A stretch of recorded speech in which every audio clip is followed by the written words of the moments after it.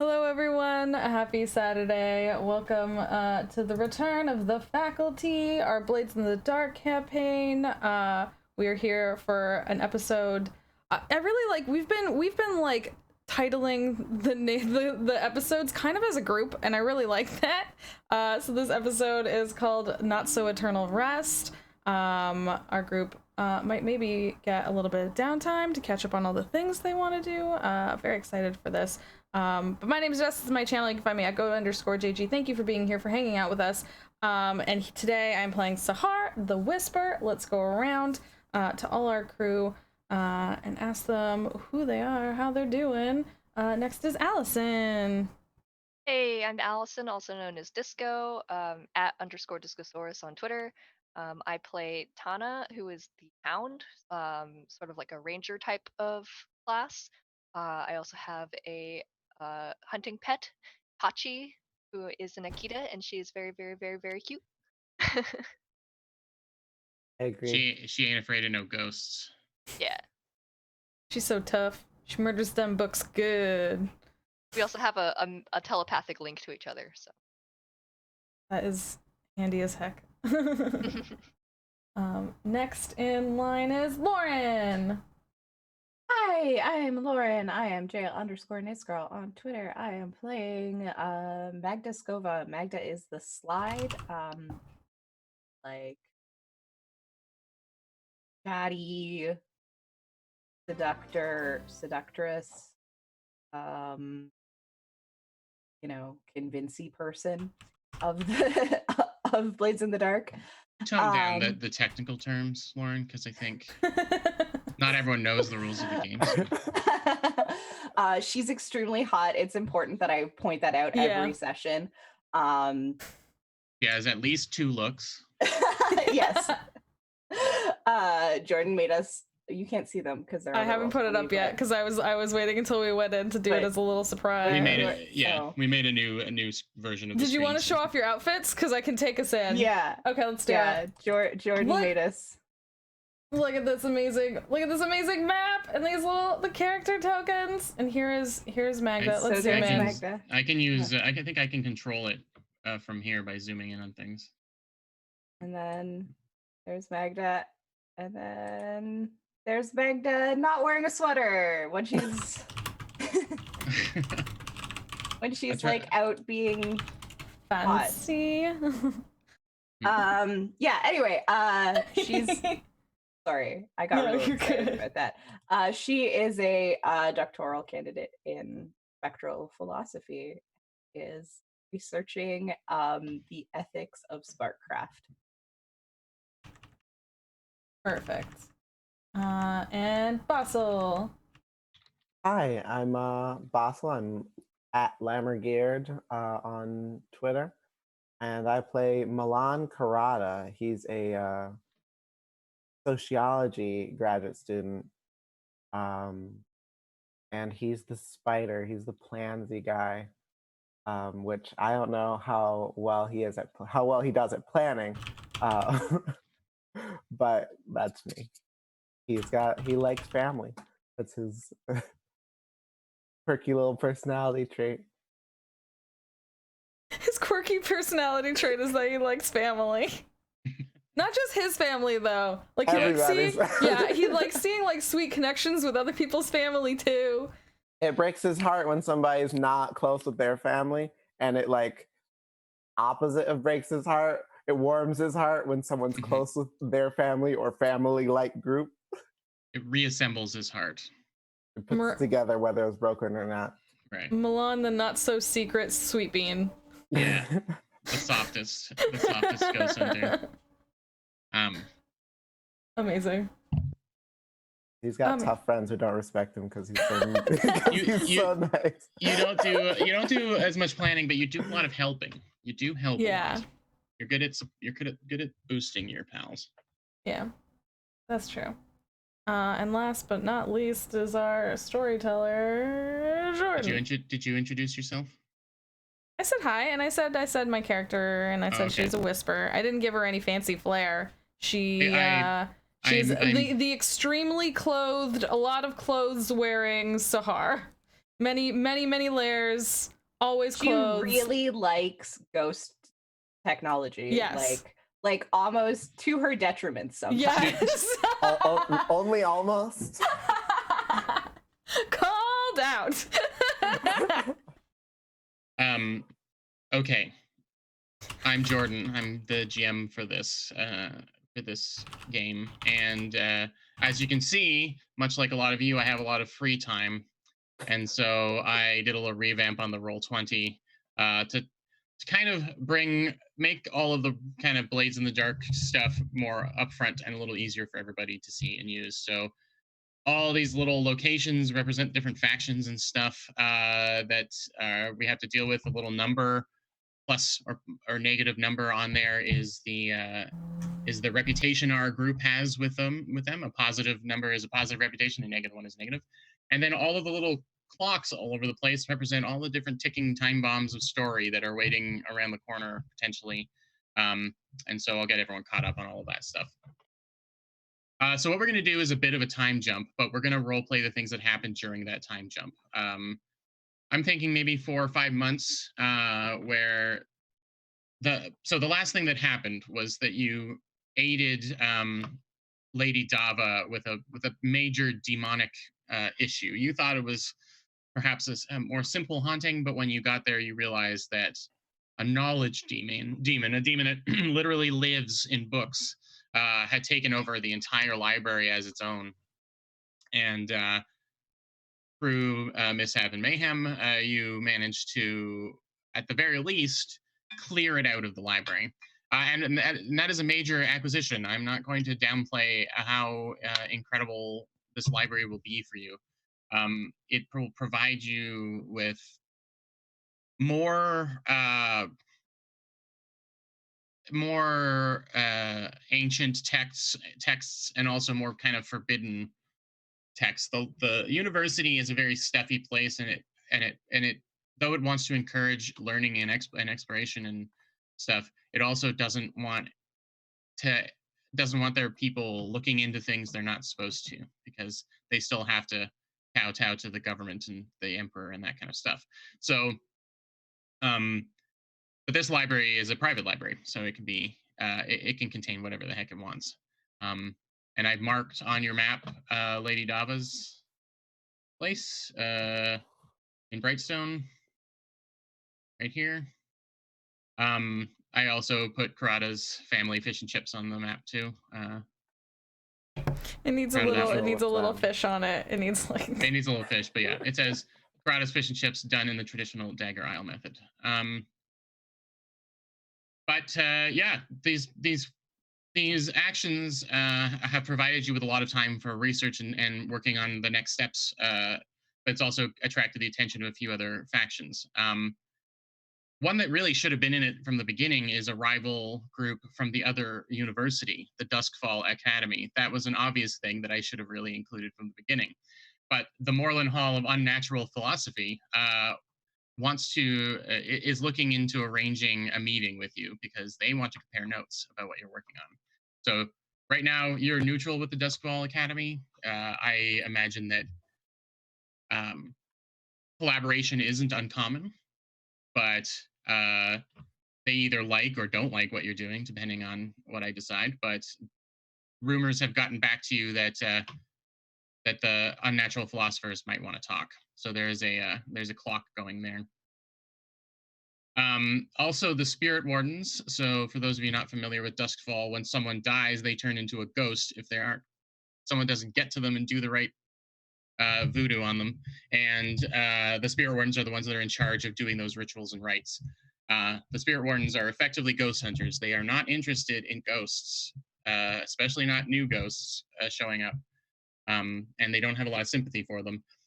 So your recent activities, the rumors getting out and stories getting out of this almost rogue group of academics and interested parties. Roguish. They're roguish, yeah. That you are interested in giving them a voice. The spirit wardens are starting to snoop around, so we have a clock going there. The last thing that I'll remind you about on this map here is that the ink rakes the ink rakes are the newspaper folk. They're really interested because normally university stuff's not super exciting, and it doesn't get readers to buy their issues. But some adventurous, almost rogue university staff fighting demons and talking to ghosts in a friendly manner. That's getting a lot of news, and in particular, the Duskfall Tribune is very curious about your goings on. So they're interested in talking to you, but I've rejigged your crew a little bit, as I mentioned in some notes that I've sent to you guys, and I'll say instead of having a focus on the cops coming after you for doing crimes, because you're not really doing crimes, you're causing trouble. So I've changed heat to trouble. You're causing trouble, and you're stirring up trouble for the university, who is like, it's like your dad. It's like, do what you want, just don't make me look bad, you know. So instead of getting heat, you're really stirring up trouble, and instead of getting wanted levels, you're going to get bad press levels for the university.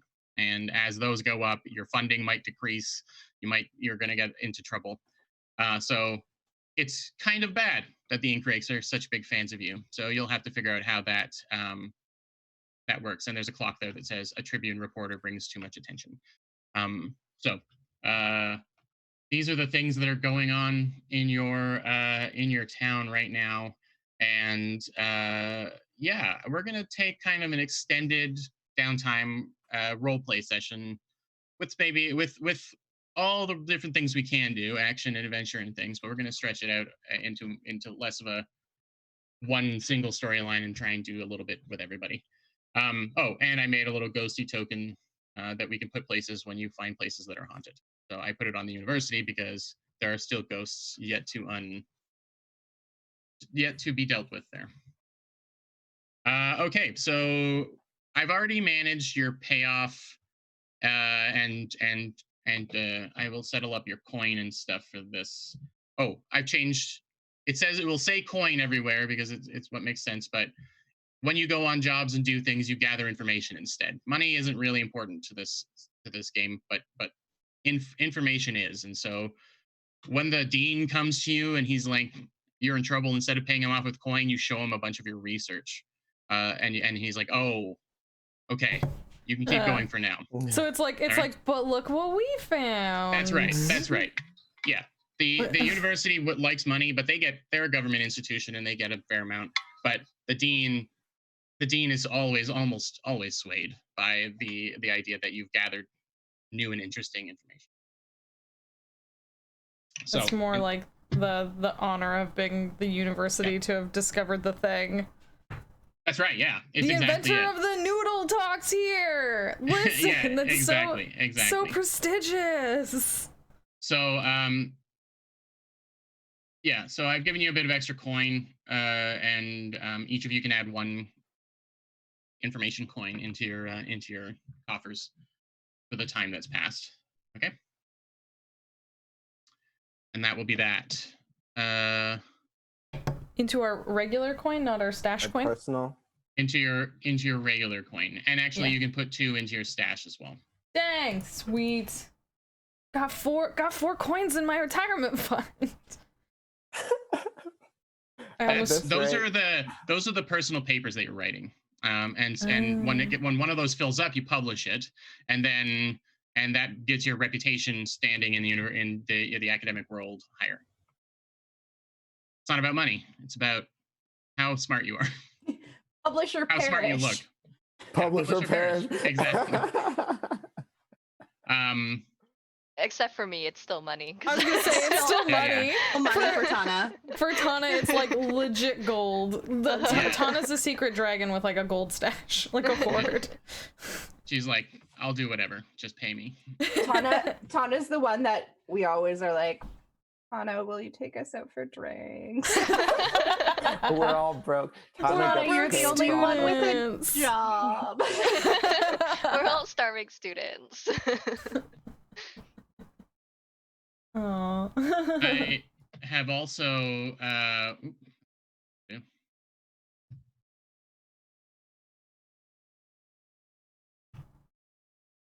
I've also given you a new wing to your new turf to your base, which means you need less rep to level up, and you've got a couple rep setting in the hopper there from your previous adventures leveled you up.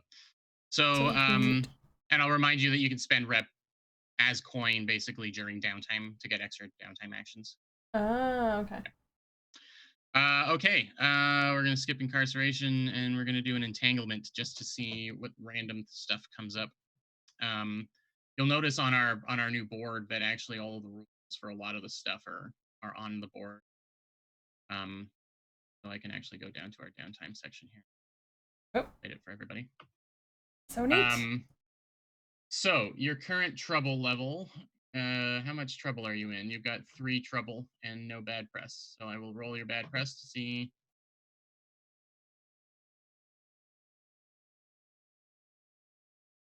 You get. All right, the lowest result.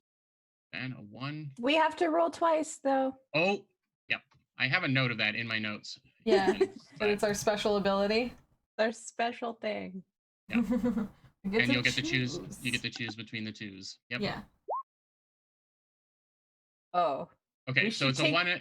It's a 1 and a 4 are your options, and you've got 3 heat. So the options are, gang trouble, or the usual suspects. That's one option: gang trouble or the usual suspects, or rivals or unquiet dead. What are we thinking, lads? Yeah, I'm like scrolling back up to the map. I'm like, who's mad at us? Who's still? All right, so rivals is a neutral faction throws their weight around. So yeah, I mean, I would argue this would be Duskfall Academy would start making a move. Duskfall Academy. Mm-hmm. Unquiet Dead is ghosts. Rogue Spirit is drawn to you. Drawn to you, which, I mean, is not necessarily a bad thing for this group.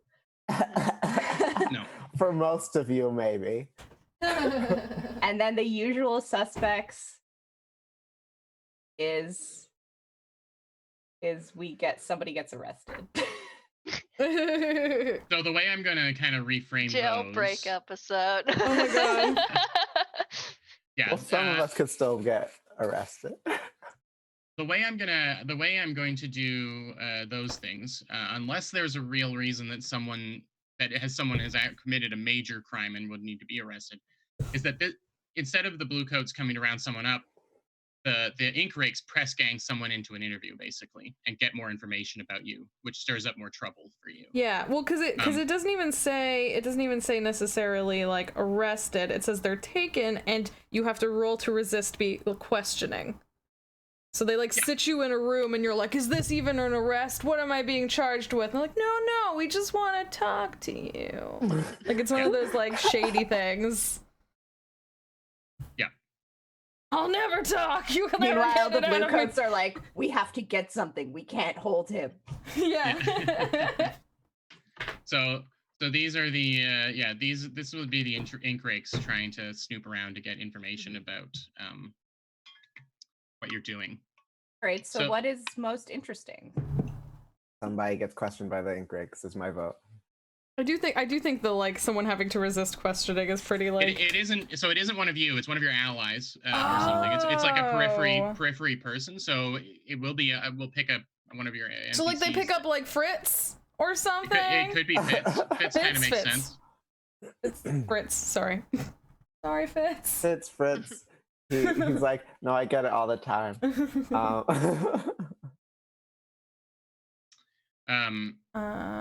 What else?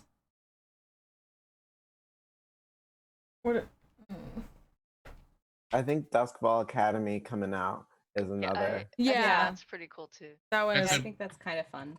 Yeah, since that's I put them on the board and everything. Yeah. School rivalry. Yeah. They threaten you, a friend, or contact one of your vice purveyors. Do they come over with their Letterman's jackets and they're like snapping, they're like ready to rumble? You know, so Duskfall Academy is where they train all of the Leviathan Hunter crews and captains, which are meant to be which are meant to be kind of the most educated. They need to be really educated to be able to survive these terrible things that they're dealing with.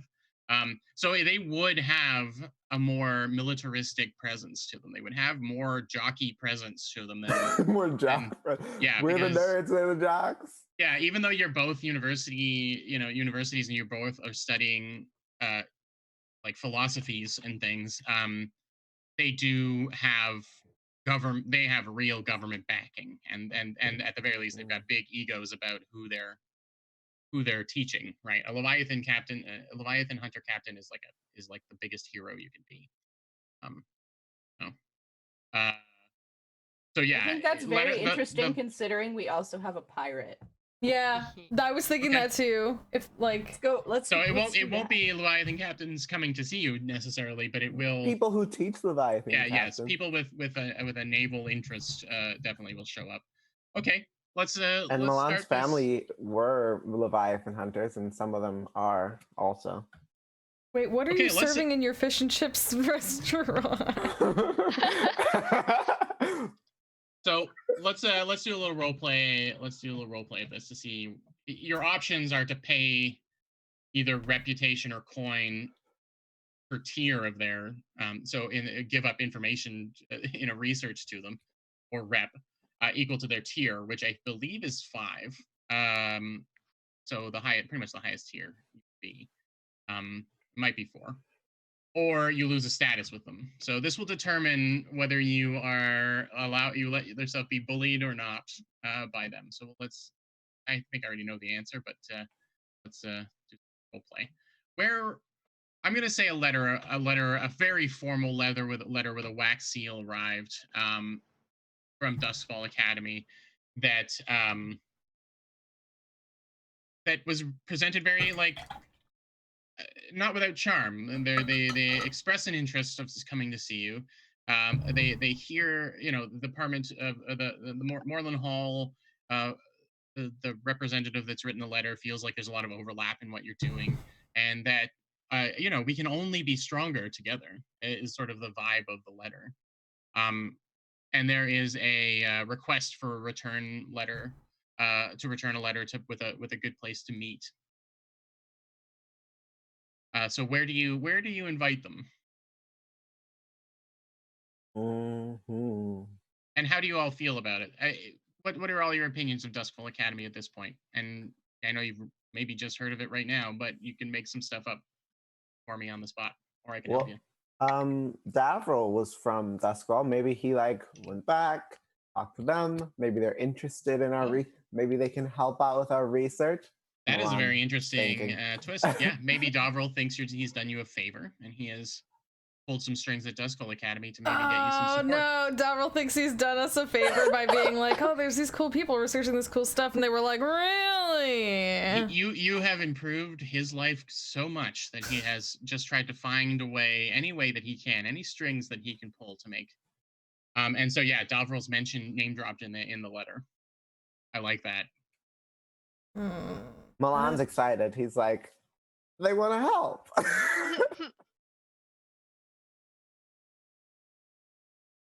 I think we should take him out for tea.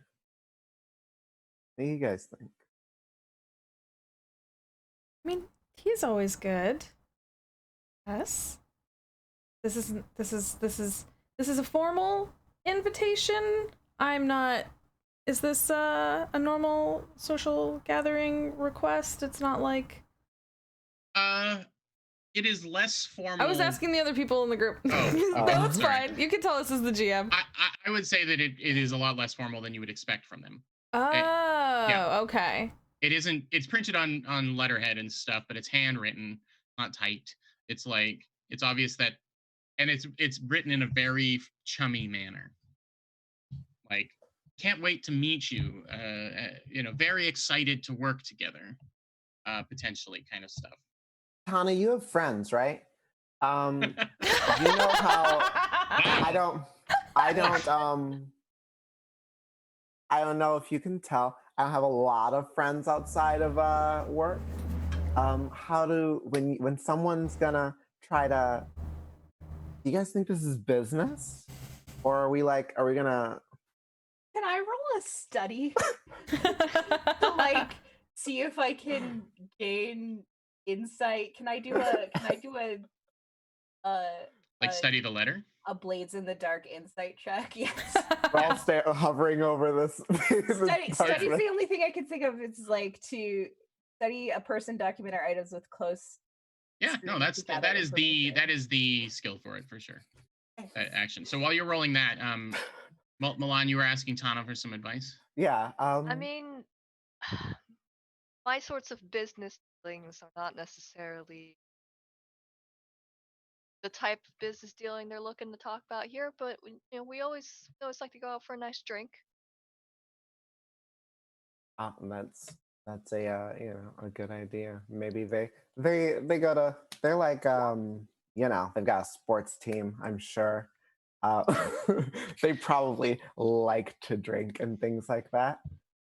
We can take them out for drinks.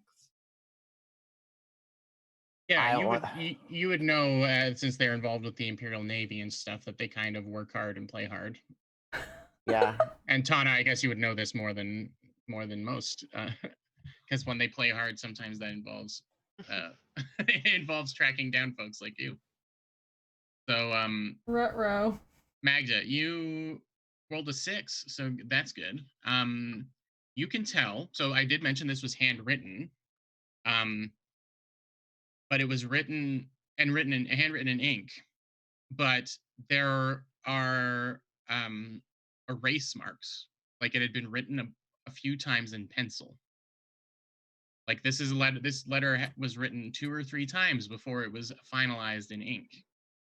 And it seems the wording has changed a lot from the very first version, based on the number of times that it's been erased. So what you get from it is that this was a personal decision by somebody to send this letter. But they maybe wrote something a little more aggressive or more different, a little less friendly at first, and rethought their strategy. Well, it seems like whoever wrote this chose their words very carefully. Is that good? Is that like they wanted to impress us, chose their words carefully? Or is that like...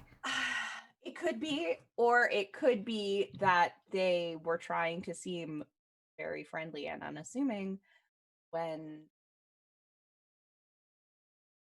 friendly. Trying to catch our guards down. Well, but drinks still puts us in a public, visible place, so that part's good. I think we should have it on our turf. Okay.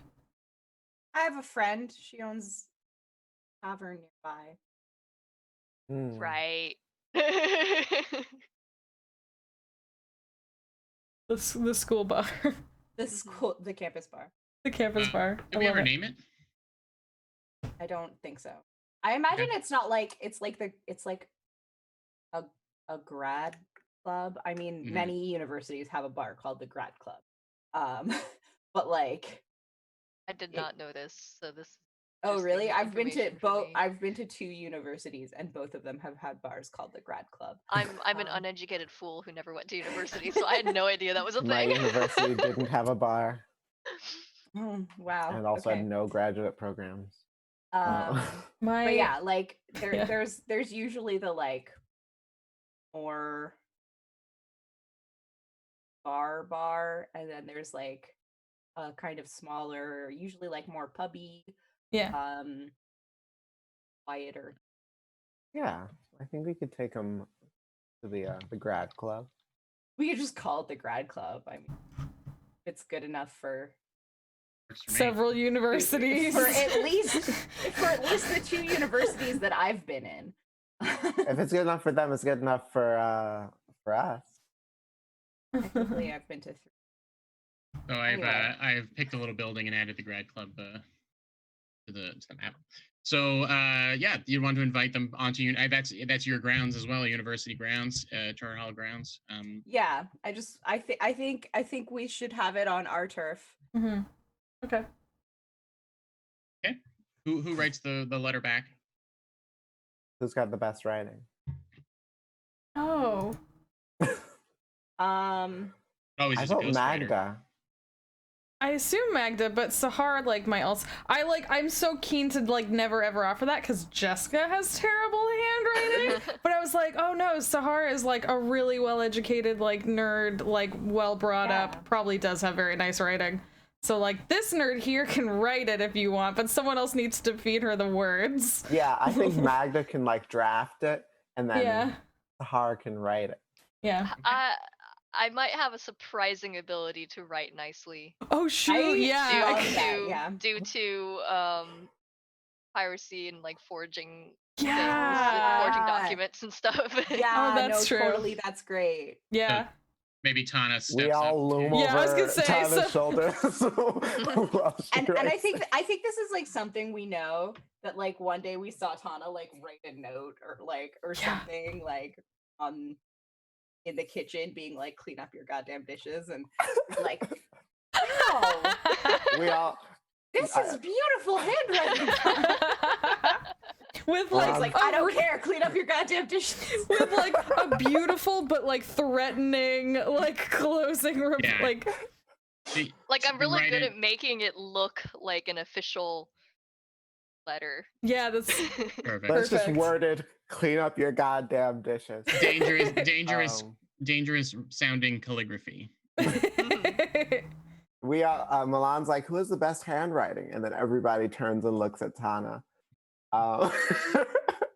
Yeah. As I'm like sitting there like flipping a knife between my fingers. I was literally gonna say, are you flipping a knife? Like...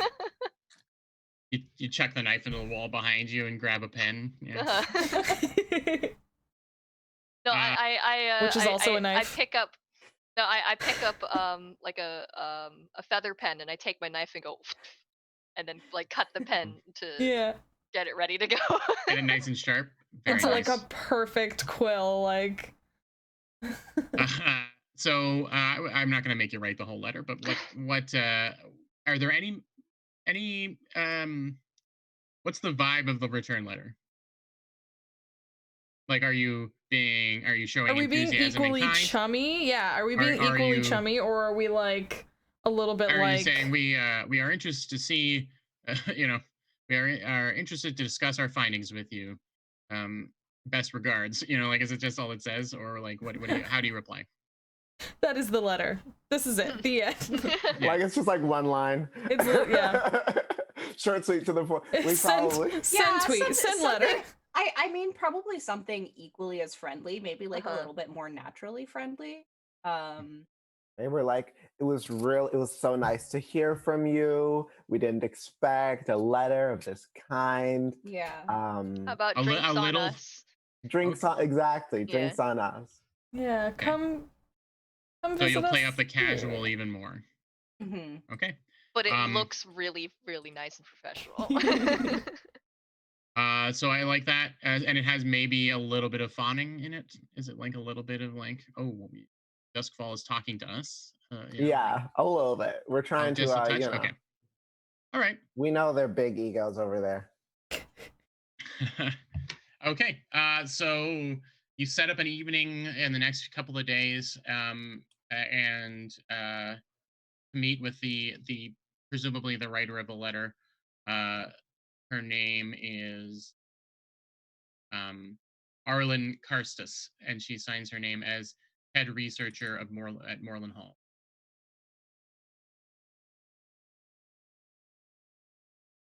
I can put that in the chat if. Yeah, Arlen. Arlen, Arlyn. Arlen. Yes, if you put it in there, then I can just copy paste it into my notes, which I would appreciate.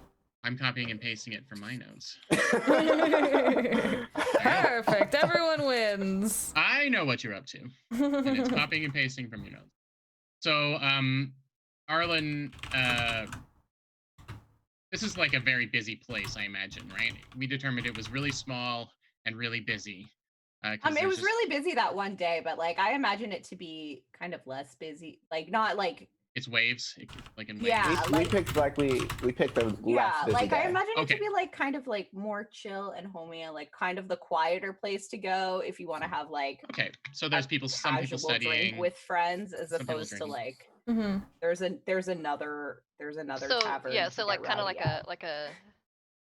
like at. a nice like warm pub type feel. Yeah. Yeah. Yeah, that is what we said, a wasn't place it? that you could go study with a beer kind of thing. Okay, and a very pub atmosphere as well. Okay. Mhm. The fish and Booths. chips are not as good as No. It's not This that carb. authentic Dagger Isle. Yeah, Yeah. like we're there and like he These are- orders these a are- plate and he's just like, oh, we should really These go. are dust ball fish and chips. They aren't as good. Yeah. They're really oily. They depend Yeah. really on the oiliness. And it's not great. We're just like, next time we should probably The fish- meet up that way. Like I think Dagger it's actually, Dagger Isle chips are not beer battered, they're like rum battered. yeah, and I think probably like the quality of fish that you can get around the Dagger Isles is like much higher. So like that probably has something, like I know I nothing wonder about if fish his and chips. family imports Yeah. fish. It sounds like Anyway, it's way better than this. Nobody is eating the fish and chips here because we've all had Milan fish and chips. Milan has not had it before because he doesn't normally go here. He just like goes to his family's place. But he gets some, and everybody's like, Yeah, I especially am like. Yeah. And Magda, you got a friend behind the bar, Clyra, right? Yes. Okay. She's the owner, in fact. Yes. Okay, perfect. Are you getting there before them or after them? Are you going to show up? Oh, we got to show up before, definitely. Okay. And a booth or a table out in the open? Booth. I vote booth. Booth. Okay. It's got more of a a gangster energy. I sit on the side that can see more of the building. The building, right? Okay. Just in case things go south. I also imagined I'm on the aisle side so that Tachi can be. Okay, perfect. Love Tachi. So I'm gonna say this is one of the few pubs that doesn't have in Duskwall that doesn't have like their booths don't have curtains that close. These booths are open. Not as many shady activities happen here, so not as much shade is needed. But they are very big. They have only a few booths, but they're big so that people have place for their books and their drinks at the same time. And you've all ordered food or drinks, or you're kind of just chatting. You're trying to. The mood, I think, maybe is a little of excitement because you're not sure what this is going to mean for you. And the door swings open, and three very sharply dressed people come in. Led at the front is a woman who is in a sort of like a suit with like an open kind of collar going on, and she's got a book bag, really nice black leather book bag that's hanging off of her shoulder, and she's got two naval officers with her from the Imperial Navy that look like lower ranking, but they're kind of walking with her. They seem to be her bodyguards, or at least keeping an eye on her. She's kind of looking around the room, but hasn't spotted you. This is your opportunity to take a look at her before she comes over if you want, but she's trying to look around. She has kind of like a stink face on as well, because it seems like, I mean, Charter Hall is a decent neighborhood, but it's like in between Six Towers and the Crow's Foot, and so, and the docks, basically. So this person is used to living and working on the like on the island, White Crown, which is like the that's where the governor lives and everything. So that's where Dustfall Academy is. So she is slumming it to come and see you here. which is maybe amusing to some. I don't know, but she's It's amusing looking to around. me. So does anyone want to do anything before she, or do you just want to flag her over? Yeah. Do any of you wanna? Milan's picking over his fish and chips, which he tried and doesn't like. You're skipping the fish and eating the chips. Yeah. I think Magda's like, I warned you. But she'll like, put on her biggest like welcoming slide smile and I think like stand up to meet them halfway and like shake Mix Karstis, I presume. Yes. Oh, I am just. You must be Magdaskova. How I have no idea how on earth you could tell, but yes, thank you. There was am just Magda. when I was talking to to the dean. I checked. I have to admit. Can we sit? And she leans Yes, over. please. Yeah. And she just is thrilled to meet all of you as she scooches into the booth. And she shakes. She knows each of your names, including Tana's. Did we include our names on the letter? Nope. I don't think we include her. We're like the faculty. She's making a power move. Yeah, this is clearly. I already wrote that in the chat. I wrote power play. Can I do? And I also, like, especially to know Tana's name because, like, I wouldn't be on any of like the faculty, list. Yeah. I know this isn't a. This isn't a score, but can I have done so? Can I flashback some research on her, or is that not possible? Absolutely. Okay, I wanna flashback some research. What do I have to roll for that? Study? Yeah. Well, you tell me what action are you taking to do that? Yeah, study. Study. Okay. Consort's interesting. Consort would be asking around about her. Yeah. Yeah. You could talk to your friend Davril. Oh yeah. How much consort do you have, Magda? I have 2. Okay, I also have 2. Yeah. But like that's your thing, right? This is your investigation there. Yeah. So. What do I have to? Like, is it going to be risky? No. Well, just roll and you will. The result will tell you how much information you get, the quality of the information. Okay. Fact standard. So it doesn't take too long to dig up information about Karstis, Miss Karstis, because she's somewhat of a figurehead for the department.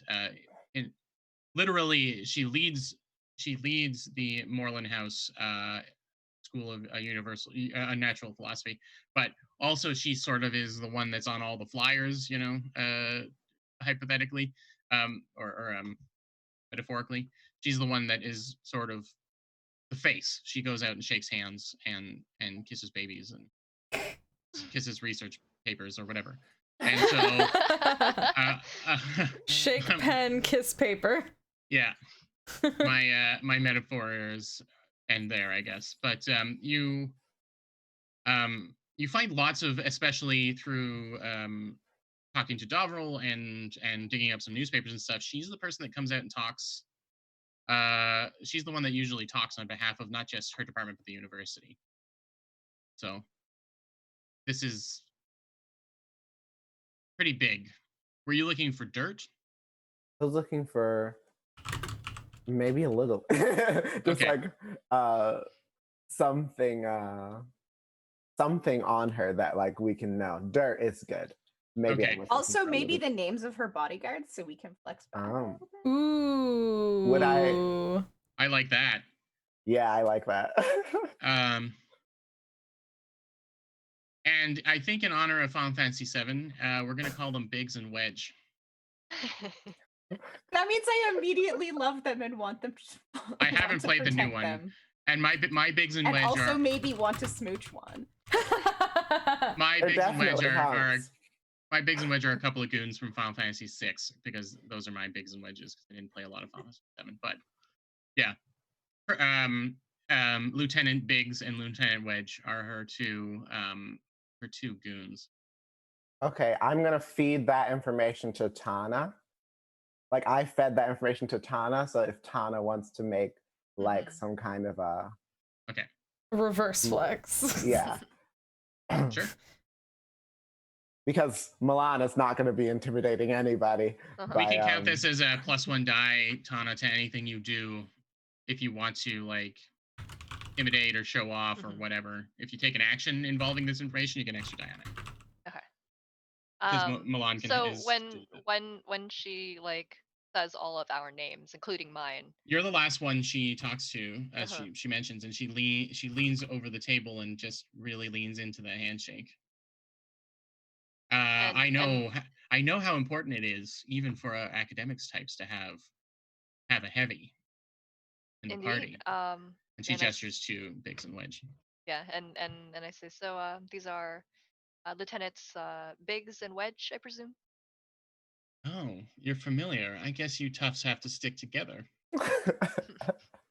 That's right. I got assigned them once I started doing more top secret work for Duskwell Academy. Do you get any top secret work at Charter Hall? That would be top secret, wouldn't it? Yeah. I can't argue with that. I have to say you're more charming than Biggs and Wedge. They don't say a whole lot. Anyway, we just haven't gotten to know them. I think Magda like looks at them and is like, "Oh, they seem perfectly charming." Wink. Like... Yeah, I think she will wink. In honor of both of them. I mean, like, she hits them with like in honor of Final Fantasy VII, she will wink at Biggs. All right, is this an action roll? I can be. Yeah. I was just gonna flirt for non-mechanical reasons, but this can be a well, it's up to you. I mean, I can start a timer for. I can start a little clock for. Do you wink? Yeah, let's do it. Let's just. My low-key goal is to seduce the entire city of Duskfall. Low key, is it? Okay. I mean, it's not like a bait. I mean, I have other goals, but like, if I could seduce the entire city of Duskfall, that'd be pretty. That's right. another timer. It's a different clock. It's a big clock. It's got 20 slices on it, but you could do it. I'm gonna call it Biggs Breaks. And, it gives you his number, not number, but whatever. His address, I guess. Yeah. And what action are you taking towards this? It's only 4, which maybe says something about Biggs, but she's just gonna wink. He's a simple man. Okay, but what action would you like to take? Oh, I'm rolling sway. Okay, we'll say it's a little risky in the sense that someone might see you doing it, but if it's just a little wink, it'll be a limited effect too. So this is looking at one little tick on the clock for now.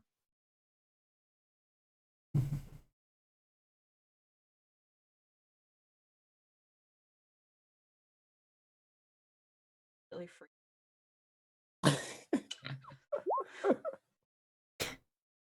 Right. Okay, so that's a 4. That's a success. I'll add 1 tick to this clock. But we're gonna say that Miss Karsis notices. If you were able to kind of get up and flag her down, then maybe she sat across from you, and she sees you kind of just like send a little wink over to Biggs, and she's like, "Well, if you can get him any information about him for me, then maybe I can try and be more social with him too. It seems like you might be better at it than me." She seems nice. She seems good-spirited. But we're not here to talk about the lives of our entourage. We're here to talk about the amazing work you're doing at Charter Hall. Well, I have to admit that I did amazing work. No, I know that she isn't just gesture heavy, but I've heard of her. Duskfall is a leaking ship. Word gets around very, very quickly. So I've heard of her tales of daring do. I have to admit, I don't get to do as much field work. I'm more of a management type now, but it's thrilling what I've heard in the papers. You cleared out a demonic possession in a private library. That's incredible. The things you must have seen, the information you must have learned from that.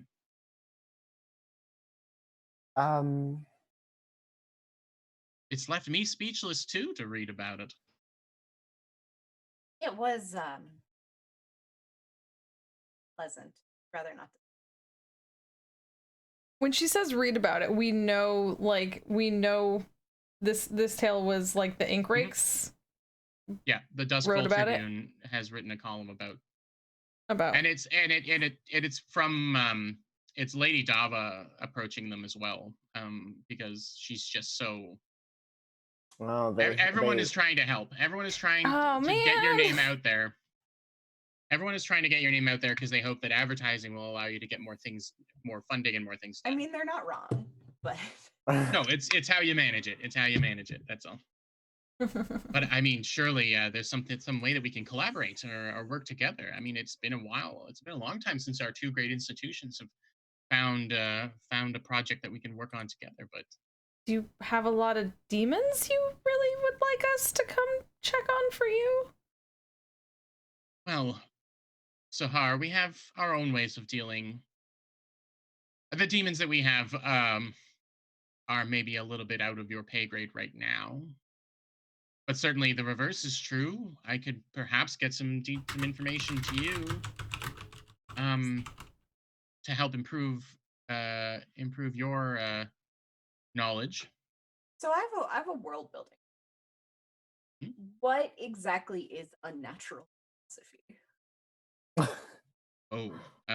Because, as I mentioned, the only natural philosophy I know is science.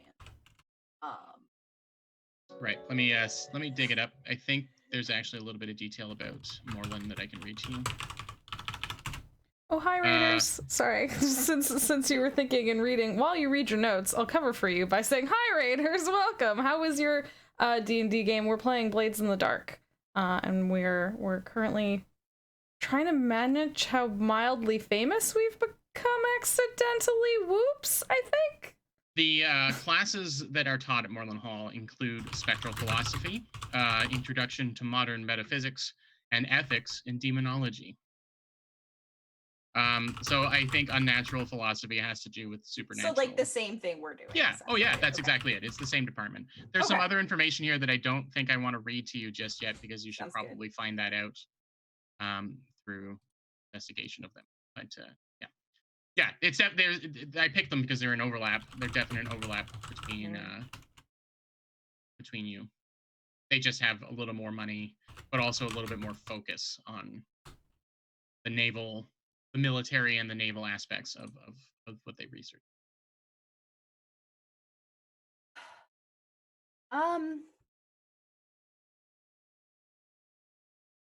Well, I think we're all right for now. But I'd be interested to know what kind of overlap you thought are two. Besides the fact that we are in the same of study. Well, I think there is a certain military application to some of the projects I hear that you're working on. I look around to getting ghosts to talk. Oh. Indeed, communicating with ghosts has been something that has evaded us for quite some time. I find them mostly to be a nuisance that needs to be eliminated. However, if perhaps ghosts of people, the spirits of people who we may have interest in still getting information from, were able to still give us that information in a way that was, of course, safe and comfortable for all involved, well, that would be a huge benefit, maybe. Her whole demeanor has changed now. She's gone a lot more since you've cut right to the case a little. So, obviously, we'd be interested in taking a look at your notes. You'll have to wait till the paper's published, unfortunately. Surely we can help you further that along by exchanging information now. I can take what you've got. I can pull appropriate files and things. A lot of the things that I have are secret, but I can have them released. Provided, of course, you agree to a degree of collaboration. This can only benefit you. As far as I know, this is a brand new research we're taking on. I would be very interested to know if you, and I think this is like going to be perhaps know anything about the painful existence of ghosts and what causes it.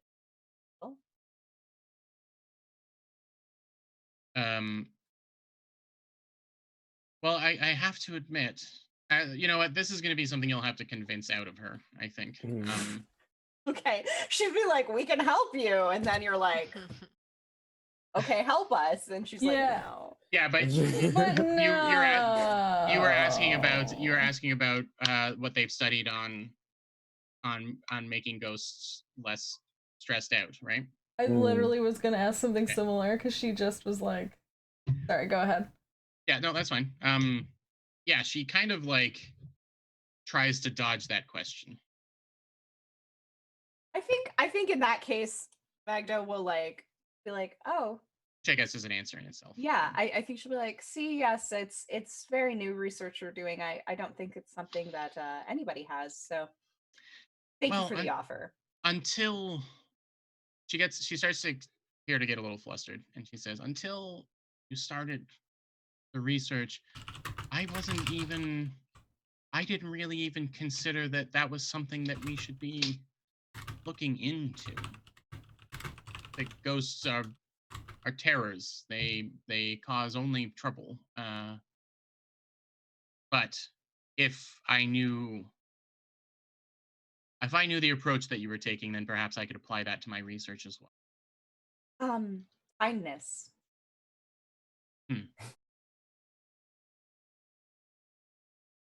Ghosts are sentient beings, are they not? My understanding is they are a piece of a sentient being, yes. And I've been raised to treat everybody with kindness. That's my approach. It's very simple.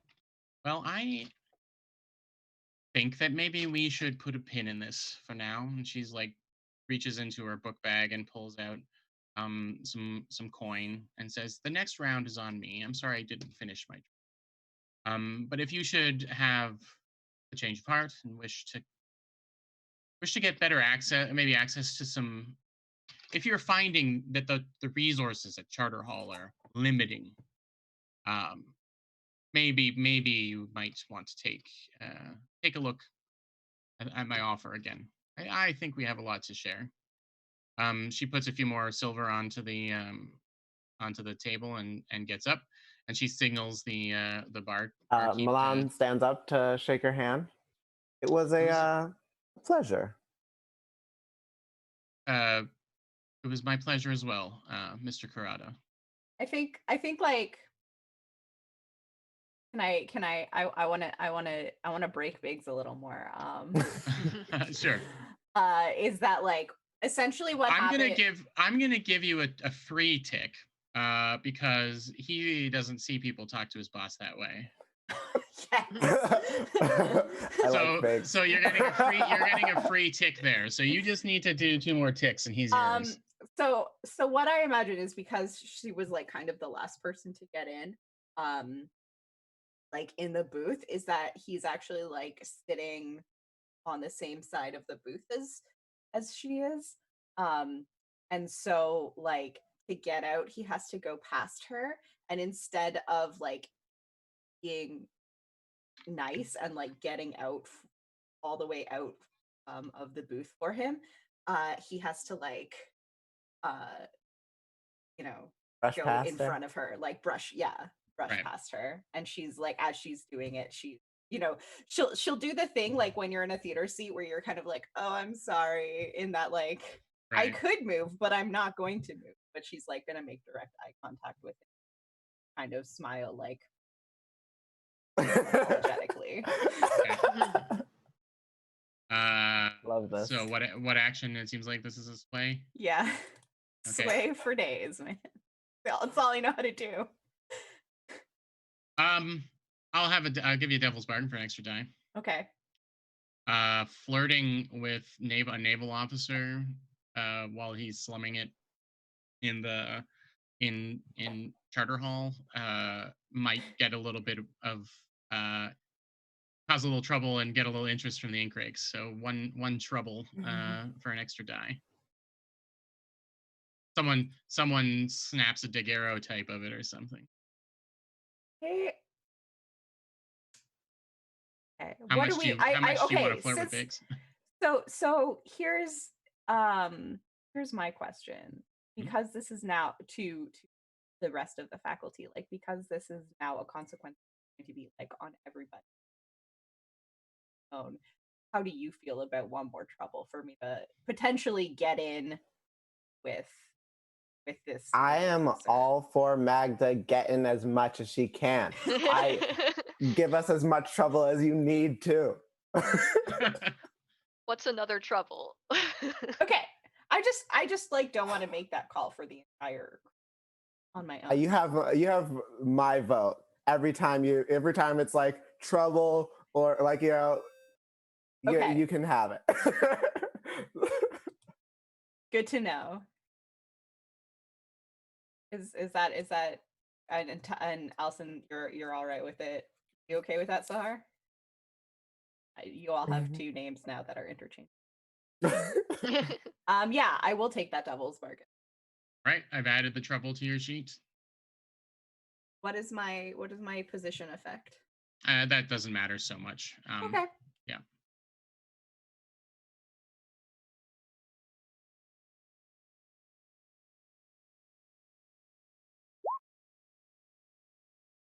All right. That fills it up. Hey. As you get by Biggs, he goes beet red. He's younger, and yeah, he goes beet red and he grins, and he tries to surreptitiously pull like a little slip of paper out of his pocket and tuck it in, put it in your hand. Yeah. That's what we did. And then there's like a flash bulb that goes off, and someone in a trench coat runs out the door,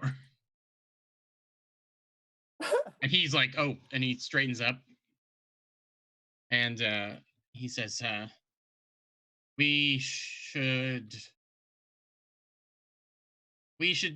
talk more when I'm in my civilians. I'm very interested in your research. Goodbye. And he he tries to do like this like military like look around for safety for his boss, and then just like gets caught up behind her. So I'll change it to Biggs is broken.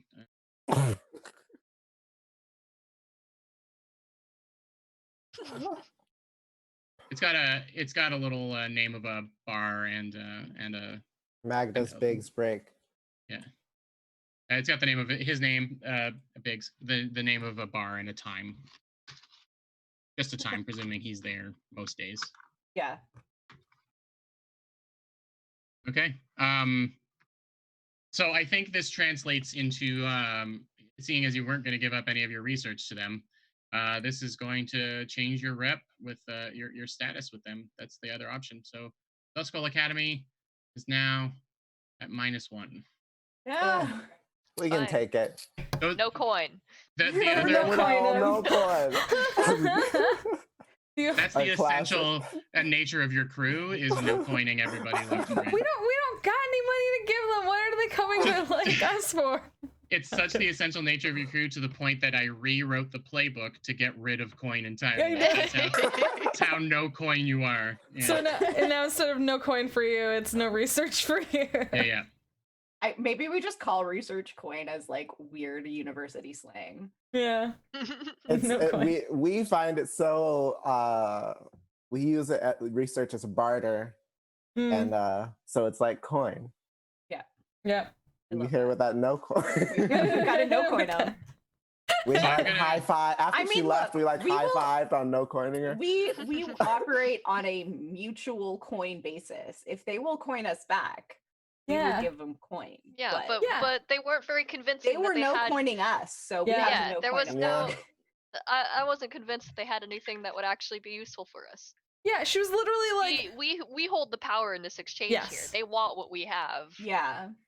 And I was like, hey, they're like, can we help you? And then I was like, yeah, with this. And then they're like, no. Yeah. They no-coined themselves, really. They don't want. They don't like want Ghost to feel better. They don't want Ghost to feel better. So I did change their clock. I reduced it down to 2 ticks, and I've changed it to Moreland Hall of Unnatural Philosophy pushes harder. So if it feels they might come around again a little more aggressively. Okay. So now we're gonna that is all of the bookkeeping stuff. Now we're gonna go on to downtime actions.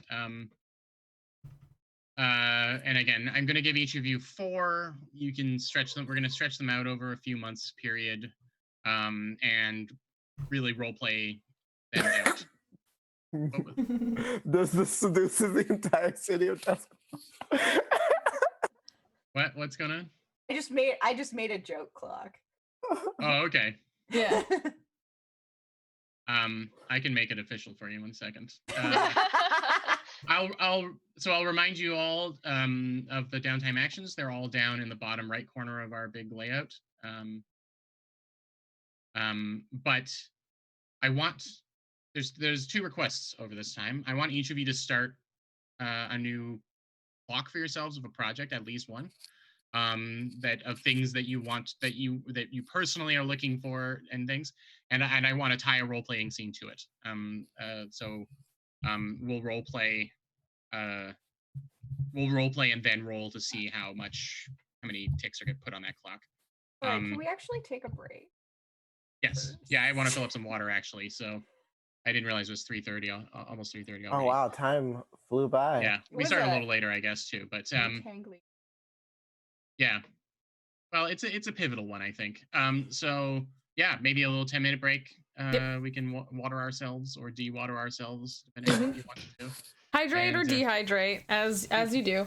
We'll be back in a few. Thanks for hanging out. We'll see you back here in like 10. Thanks for hanging out. Bye.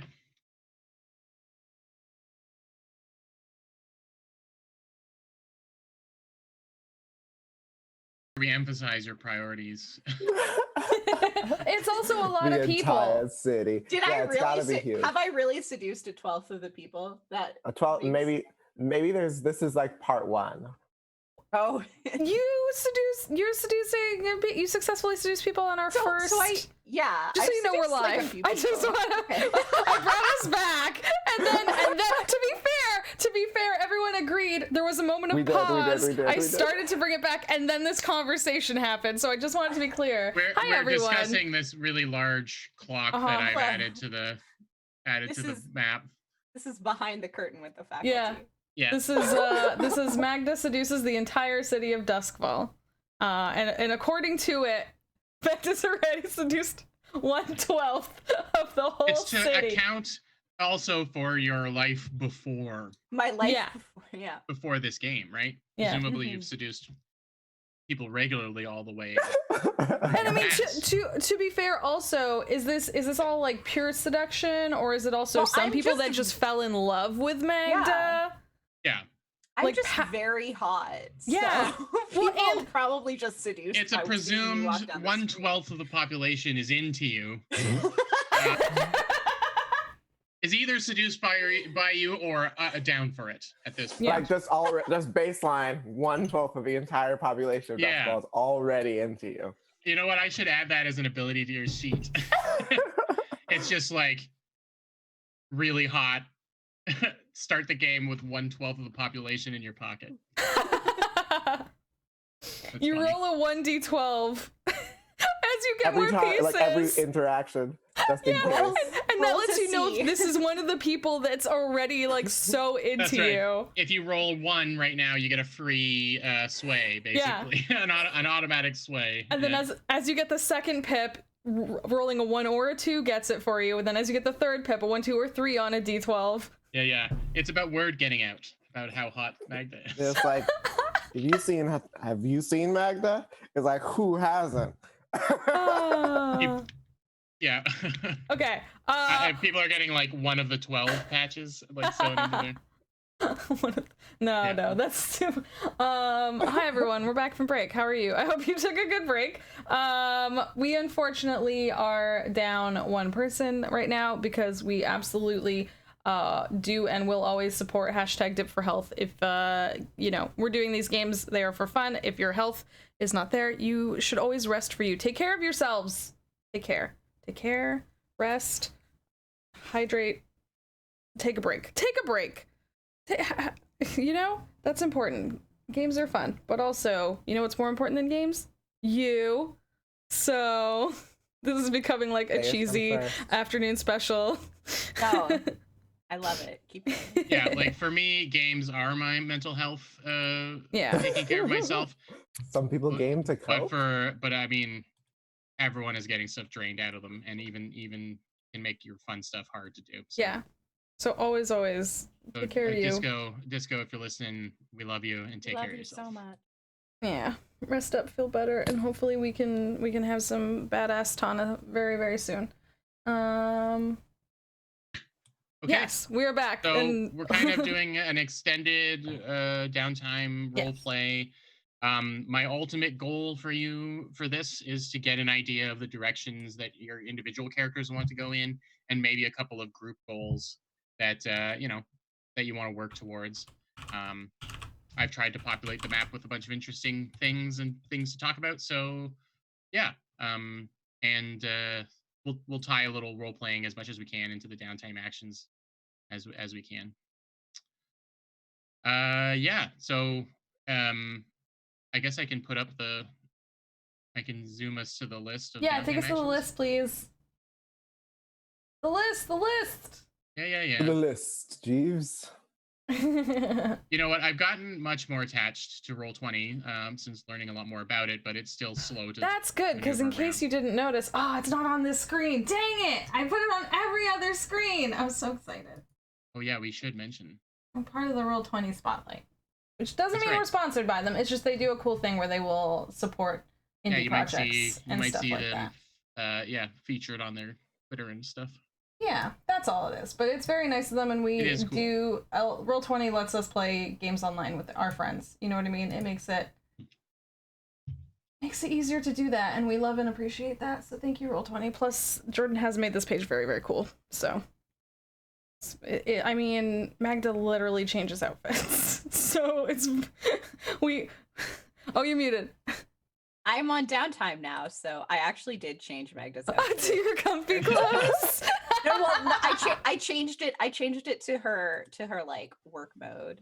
Okay. I had a good feeling that if I did it, you would think it was great. So I love it. I might make more outfits. Do it. It's so easy to do. So. Also, if anybody wants the doll maker, actually, I'm very interested in it because it looks like it'd be a really quick way to come up with some costume design. Doll makers are great. It's this one is casual style from Azalea's Dolls. You can only make female presenting people, and only in that side of the thing. But there's lots of different doll makers there. If you post that in our Discord later, I'd love it. Absolutely. Thank you. Okay, I have a question. Jordan, you said that we all have to start a new project. Like, you want us all to start a new project? What if some of us already have 4 projects on the go? What if, Well, yeah, you can use the time to focus on those things too. But and then maybe we'll try and focus on getting rid of one at least. But yeah, I'm thinking for the second half, and now with some additional information and factions and things going on. I want to know what you are interested in the next stage of things. Okay. Like you were saying, that these were like things like that ways we want to develop these characters or something like that, or the ways the characters wanted to develop. I'd like it to tie into your personal stories, because I think like we kind of have a direction for the group now, and I think I have an idea for how we want to tell Ghost, giving Ghosts a voice direction for things, and like Sahar said, she's got like 3 clocks that have to do with it already, so that's in progress. You can certainly use your downtime actions towards stuff like that, but I'd like a personal goal, I want to earn Salia's respect. Okay. Oh, is she the one that like Yeah. you and Tana tried to go talk to and it did not go well? She's your information, the information my enemy, like but also my information broker. That's not good when your information broker hates you. Well, she's not my information broker. She's an information broker that I know. She's like a representative of another crime family that is sort of the diplomat that's sent between them to like between two allied. All right, well, we can start with a little bit of role playing of that if you want. Sure. Or I had an idea actually, because if Alana's cut, or if Basil like doesn't want to jump right into that, is that I need to indulge my vice. I am stressed. And I thought it might be fun, since Milan was interested in coming to the hall of like the arms of the lady, to like go to church together. Oh, I'd love to. That is a great idea. I want to get big hugs from the weeping lady. And that gets mechanically that would get you an extra die, Magda. So that's a good plan there, because you're bringing a friend. A friend is helping, basically. Yeah.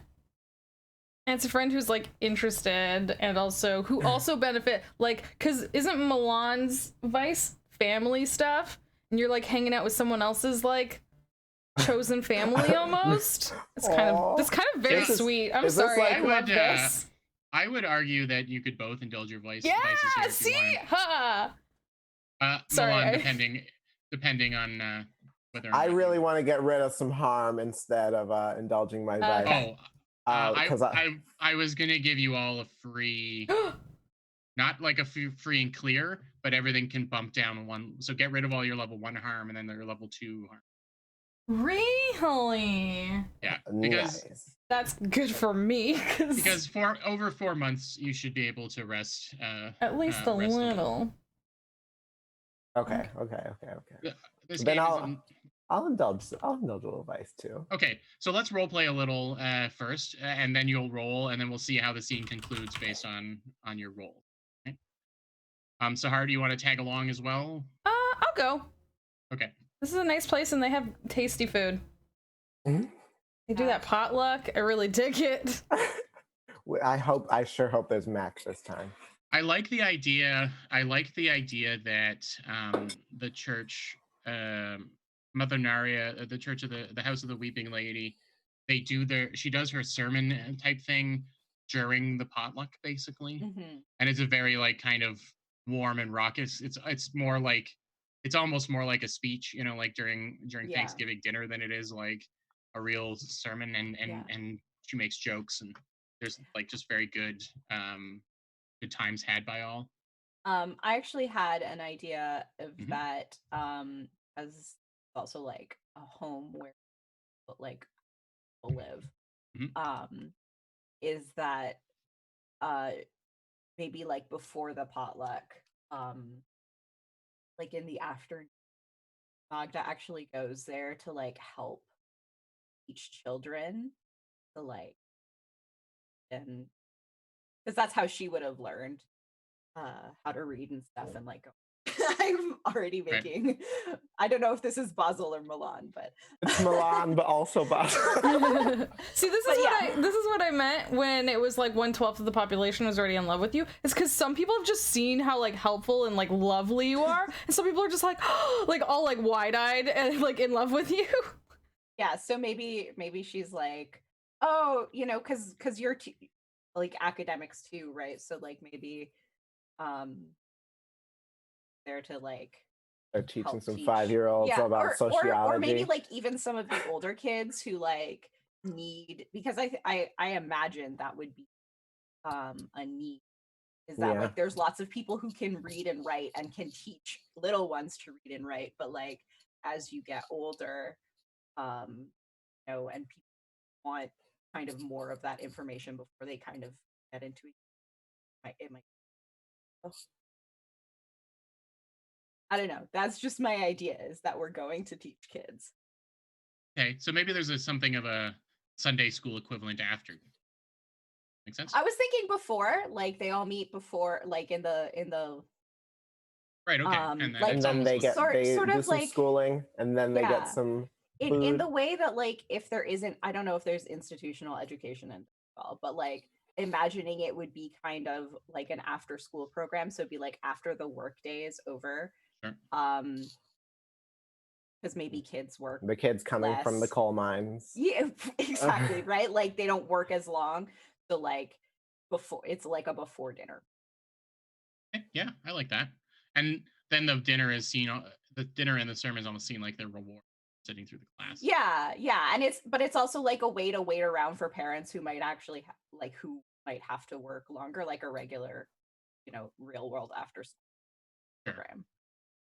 The kids only work 11 hours a day, but their parents are working like 14 to 15 in the coal mines. So yeah. I mean, that was the reality of the Industrial Revolution. I don't. That's up to us to decide, because the book does not get into. I mean, yeah, we don't necessarily have to say there's child. But no, I like that idea, and I mean, this is in Six Towers, which is the church is in Six Towers, which is a bit of a used to be higher end and is now a bit run down, faded pale shadow of what it used to be. So these would probably be like middle class to lower class kids that are coming through. But I would say that there is a school system of some kind for at least those who, you know, those in the kind of middle class. But yeah, I like that idea. They come in after whatever they've done during the day, and you and Milan and I guess Sahar dedicate some time to them, to donate some time to them to teach. Do you want that to be our scene, or do you want that's our scene, right? Yeah, I think so. Okay. Because we've seen the food, we've seen the meal, and that's true. Yeah. That's true. Yeah, so you've got about a dozen kids. They are all sitting at those desks that have the desk and the chair built in together. They're a hodgepodge group of kids and a hodgepodge group of desks because they're based on donation from places. A lot of them have been repaired and repaired again and again over the years. What is your curricula? What do you like to teach them? Like, what do they have? Are they doing an experiment? Are they doing a spectrological experiment that you're all guiding them on? Or are you doing? I think like. Did you bring a ghost? No, I don't think Magda like teaches them necessarily like the stuff that she's studying. I think she's like, arithmetic. Well, no, I think it's. I think just reading and stuff, didn't you? Like it's. Yeah, well, some reading, like, but I think what she might be kind of interested in is like the soft skills, like social studies, and like not necessarily philosophy. Like she's teaching them about philosophy, but she's teaching them about like making critical decisions and like, you know, look at. Just how to be more critical thinkers and to look at things from every like different sides of the stories, like kind of like low, you know, and like ethics kind of stuff. So like stuff that she's in, but like right, kidified a little bit. Yeah, like at a like more approachable level for, and I think they're probably like 11, 12. Yeah, that's what I was kind of picturing. Right. So because everyone likes you, they like you. But And I you. imagine it's like not desks. Like maybe the other classrooms have desks and chairs, but I think she just like has them all sit in a circle in like a That's room what I full was of like picturing. pillows and like ratty couches and like. Okay. Sure. Well, take it away. They have your attention. What are you saying to them? Oh, I like go on a speech, but I think maybe she like this is Lauren the educator starts making a lesson plan right I now. guess. She what does is the like moral of this so that you're trying to get I think across? what's happening is that like she starts everything with like a check-in where they all go around and like talk about their days or something, or talk about something that they were struggling with. So maybe like a kid got into a fight or something with somebody, or like read something that was really upsetting, and what they do is then they kind of like talk through that and say like, okay, why do you think you were like, let's examine why this upset you, or let's examine like in this newspaper article you read. I think as much as the ink rakes like us, I think she's like pretty like she's more critical of the press, of like, okay, well, what do you think wasn't being written in here potentially, and like maybe why wasn't it written, and something that was misrepresented. Just asking them to examine the kind of stuff that they're reading. So there's this one young girl who puts up her younger girl. She maybe push it like on the edge of 11, and she puts up her hand and she says, "Miss Skova, have you ever had someone you care about get beaten up?" Yeah, yeah, I have. It's really How it's do you, like it's hard, right? it is. I especially because I don't feel like I'm strong enough to fight back. Were they beaten up in front of you? Yeah, they came to our house while we were eating dinner. Dad tried to get them to go away, but they said he owed him money, and I didn't really understand what was going on. But Dad came in back into the house with like a black eye. I just felt very useless, and I just wondered if you're so smart and pretty, and I just I just wonder if you. I just wish maybe you Milan's had. looking at Magda with like huge eyes. He's like, That's really hard, right? Like, because if you think about it, this is probably somebody that your dad had to borrow money from for something because he needed money. Not nobody has a lot of money. Times they like, oh hey, can I borrow some money? And they, yeah, can do. I'll lend you this money to buy some food, but you have to pay back later. Um, and that's normal, like, right? If your pencil breaks and somebody else has a pencil, you let them borrow the pencil for the class and then they give it back to you. But imagine if somebody was saying, okay, well, I'll let you borrow the pencil, but you have to give me two pencils back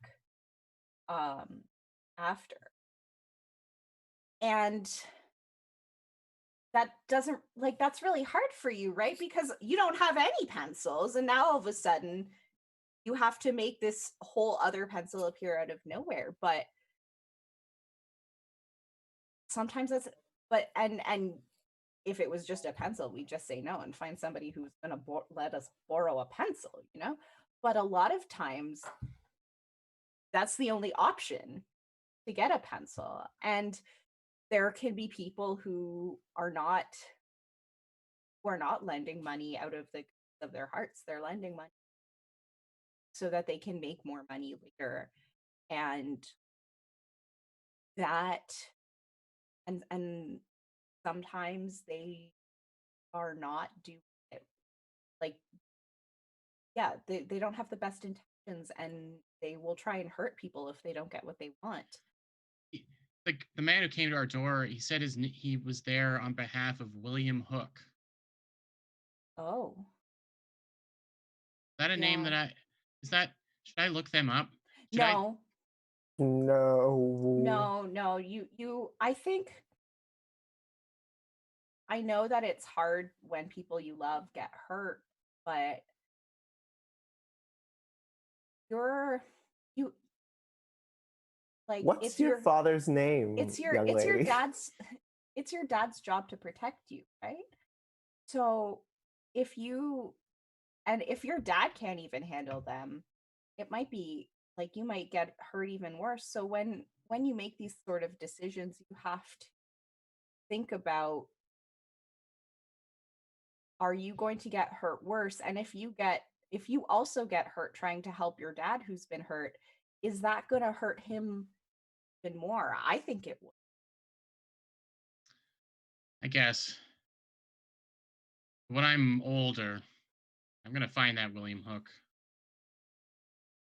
Not gonna hurt my dad or anyone else's dads. I mean, but that's complicated too, right? Because it's so hard to find money that some people just go about getting money in bad ways because they need that money too, And so it's she just starts, and I'm not gonna like go into it, but like, yeah, I'm not gonna role play it out, but she like starts talking about the structures of inequality, and like, why like organized crime systems happen is like because everybody's unequal. Milan, when she said William Hook, Milan got interested, and he's like, yeah, because he's got his Magda, clock going on. You obviously would be familiar with the Friends of William. Yeah. But she says you should be really careful because William Hook is a very dangerous, and his friends are very. What's her name? I would know all of their names. Yeah, of course. I've actually got a name on the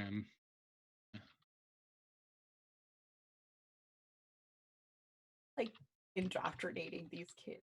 Like socialism. Lonaya Brogan is her name, and her father is Aldo Brogan.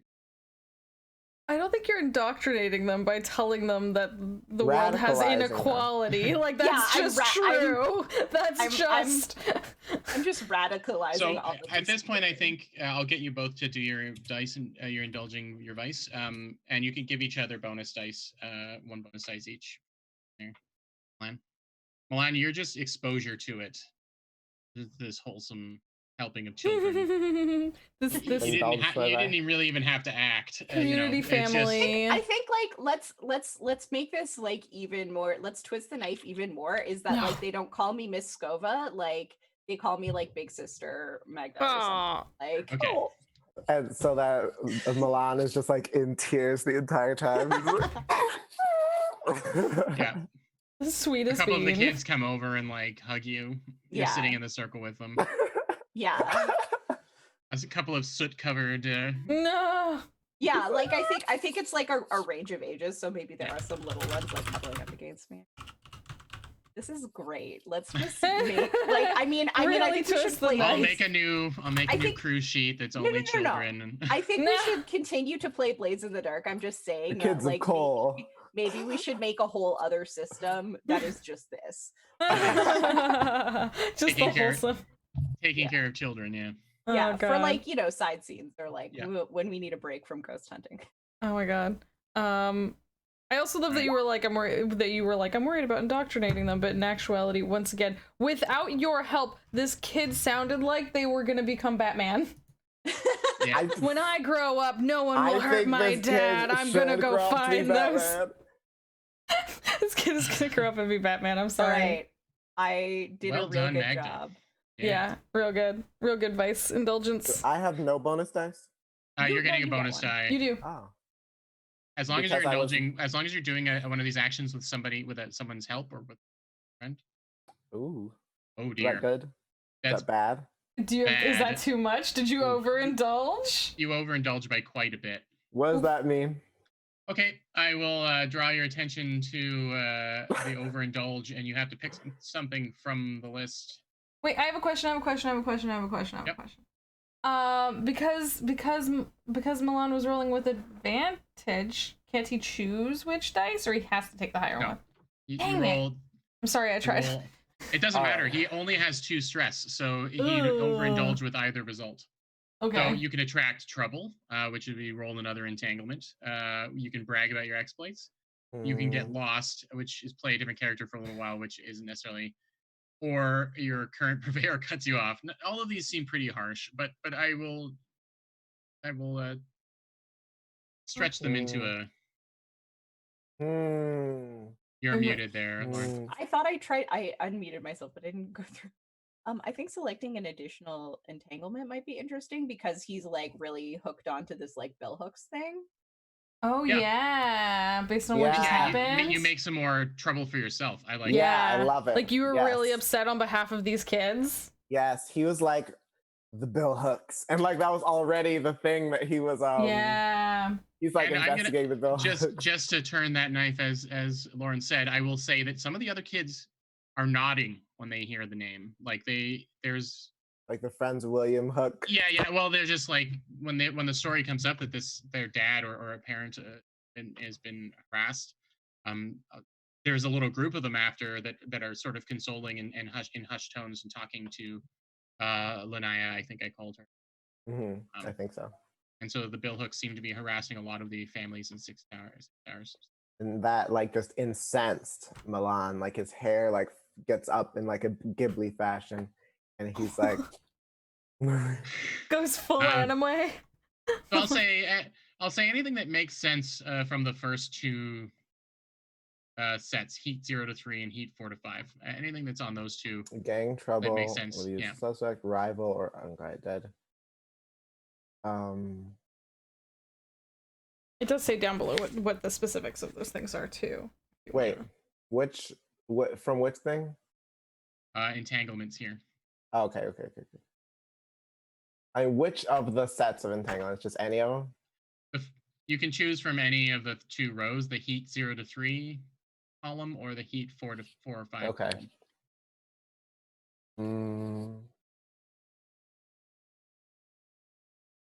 For a second, I thought the show of force was going to be like Milan doing a show of force, but it's not. It's them doing a show of force, so that doesn't help. Although that kind of work, it could work. It could. The bill hooks could. You could be taking some action against them, and the bill hooks come around saying like, "Get off our turf," type of thing. So the show of force could happen. I was just reading. Milan goes in there and it's like, "All right, fellas." All right, fellas. I think do you maybe, I have an idea. Do you maybe like roll the neighborhood? Milan loads up his little, like not necessarily to like, I mean, if you want to fight, you can, right? Like no, it's to like keep an eye out because you're investigating. Yeah. But at this point, then he's getting a little entangled in the bill hooks, in the bill hook thing. This is like connected to the investigating the bill hooks. Backwards when we have a negative stats makes a play against your holdings. I'm gonna twist this a little around to make more sense for our mechanics. I'm gonna say this will amount to either you can either back down by giving up a little bit of rep. So I'm gonna say like 1 rep, or you can stand your ground and with them, and when they kind of threaten you, you stave them off, but that'll drop the status down by -1. Yeah, I like that. Well, yeah. If I go with your group, but I with the crew, but I imagine this decision would be made in the moment, right? So what's the questioning? That'd be them coming around. Well, yeah. Actually, there could be the bill hooks rough up an NPC. That's another option too. They're like, that Karada's looking around. Maybe they pull in a member of your family. Oh. Maybe the bill hooks fuck up the fish and chips. Yeah, they just like they vandalize it or something. Like not bad, but like They let us. His mom's not gonna like that. I'll take it. Oh no! Did your mom literally like Yes, have a she talk with literally did. you the previous Because episode? she wants him to be like, nice. Was she? Okay. She's So literally standing like, there stay away butchering from the something. bell hooks. Yeah, she's literally standing there butchering Okay, something in the no, kitchen. maybe not that one. Telling Just you because like not to go. He's anxious Well, about his no. mom. Here's Or what we could I'm do that. proposing for the questioning is Okay. I'll roll a fortune roll, and it will stir up trouble for you guys. And the fortune roll will be how much your mother kind of gives up information about where you are. Yeah. They go in and they're like, "We're looking for your no good son. He's been patrolling our turf at night, scaring off our goons or whatever. And his name is plastered all over this restaurant, so we figured it'd be a good place to start. And so we'll see how well your tough ma holds up against them. I like Does it. that work? I like Okay. it. I like it. I won't harm her because they're not gonna. Murdering is like Well, a big. if they murdered her, that would be like causing problems with the rest of the crowd. This is smallish potatoes. This is because they're only at -1. If they are at -3 with you, then they might get things. Might They're get worse. butchers, right? So maybe they're like giving that, like, they're threatening to hold off. Supplies. So I'm gonna roll 2. I'm gonna roll 2 dice for your ma because I think she's pretty tough. She is pretty tough. Milan's ma's for sure so tough. Tougher than Milan for sure. Absolutely, she's like 3 times as tough as Milan. All right, she rolled a 4 or 5, so that only amounts to 1 trouble for you. So that's not too bad. Word gets back. Word gets back to you from your mom that the Bill Hooks came around, the friends of William Hook came around, and were asking a lot of questions, saying that her son was roaming 6 towers at night like some kind of idiot vigilante. And she says, "What do you think you're doing this? You're Mom, the good one. You're one of the good ones. You gotta keep your nose out of this." Ma, if you... Your brothers are the screw-ups that made all the bad decisions. You're the one that got clean. Yeah, well, what's the point if all these... She's like swinging a huge butcher knife down on a big fish. She's like angry cooking. What's the point if like all these people are... Whose lives am I bettering by just staying out of trouble, Ma? I'm not benefiting our lives around here. She has like fish covered hands and she comes over and she grabs onto your face and she says, "It's your life you're keeping safe, all right? My son, Milan, the one that got out. That's the only person I care about. Stop being stupid. You went to school to not be stupid. The bill hook. I cut up meat, but the bill hooks are actual butchers. Do you understand me, Milan Karada?" Yes, Ma. Clearly he does. Obviously he doesn't. Like he understands. He's just appeasing her. He's still trying to find out more about those. And the lip service is good. The lip service is good enough for now. I think maybe I'll add a clock though. Because clocks, okay, that was your entanglement from your overindulging, which is really great. And I gave you the 1 more trouble on your faction sheet. Love it. Your faculty sheet. Okay. So that's some stress relieved and over relieved. Sahar, did you have any de-stressing you wanted to do? I still feel like I kind of need to heal. I still, even like, because I was very, very, very, very, very hurt for a long time, and we've managed to take it down. Like I had a 3 and a 2, I think, and then we got it down to a 2 and a 1, and now I literally just have a 1. Although I guess I could work on stress relief. So you do have an upgrade. You do have 2 things that you can toss into some upgrades for your crew. You could create a cohort, which is an expert cohort, which is a person who is allied with you, and that person could be a doctor. Then you'd have a permanent I thought we already had a med student. That wasn't a permanent med student. That was a temporarily acquired person. It was a temp. Dang it. Oh yeah, we meant to get a permanent one, didn't we? Yeah, we got a temp. Dang it. Gosh. Sorry, I'm like flipping You around. can also rest. You can just rest on your own without medical attention, but it just means, I think, less dice. Yeah, doesn't having a medical professional. Okay, what does it cost me to? Do I need to spend coin to get us it's the infirmary? +1 to healing rolls. That one. You take a stress and roll 0 dice if you want to just tough it out and attempt to heal without any treatment. So 0 dice means you roll 2 and get the lower one, which is not. Yeah. I don't want that. I don't want that. I want Yeah, sorry. No, I apologize. What? I'm gonna say it'll cost you some information. You know, but for 1 coin, you can convince someone at this. For 1 piece of information, you can convince someone at the university. Maybe you're helping with homework. Oh, because I have research. I have personal coin. Could I hire us? Could I hire us? Go ahead, and you can roll. It's just 1 coin. Yes. And this one is this one a temp? Yes. Dang it. If you get a permanent cohort, that means you've got someone permanently on your team. But right now, you're going to have to spread the research around in order to. You know what? I'll just de-stress then. I'll go indulge my vice. Maybe with Quellen, my witch friend. Maybe she has some like weird news for me. Yeah, let's. Weird stuff. We haven't really. I can buy a doctor. I think we need to do more than just like buy the doctor, though. Is the trick?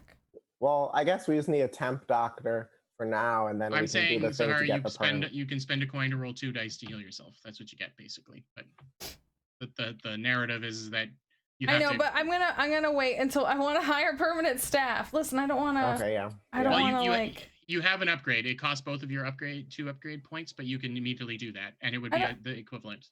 I don't want to choose an upgrade without like all the group.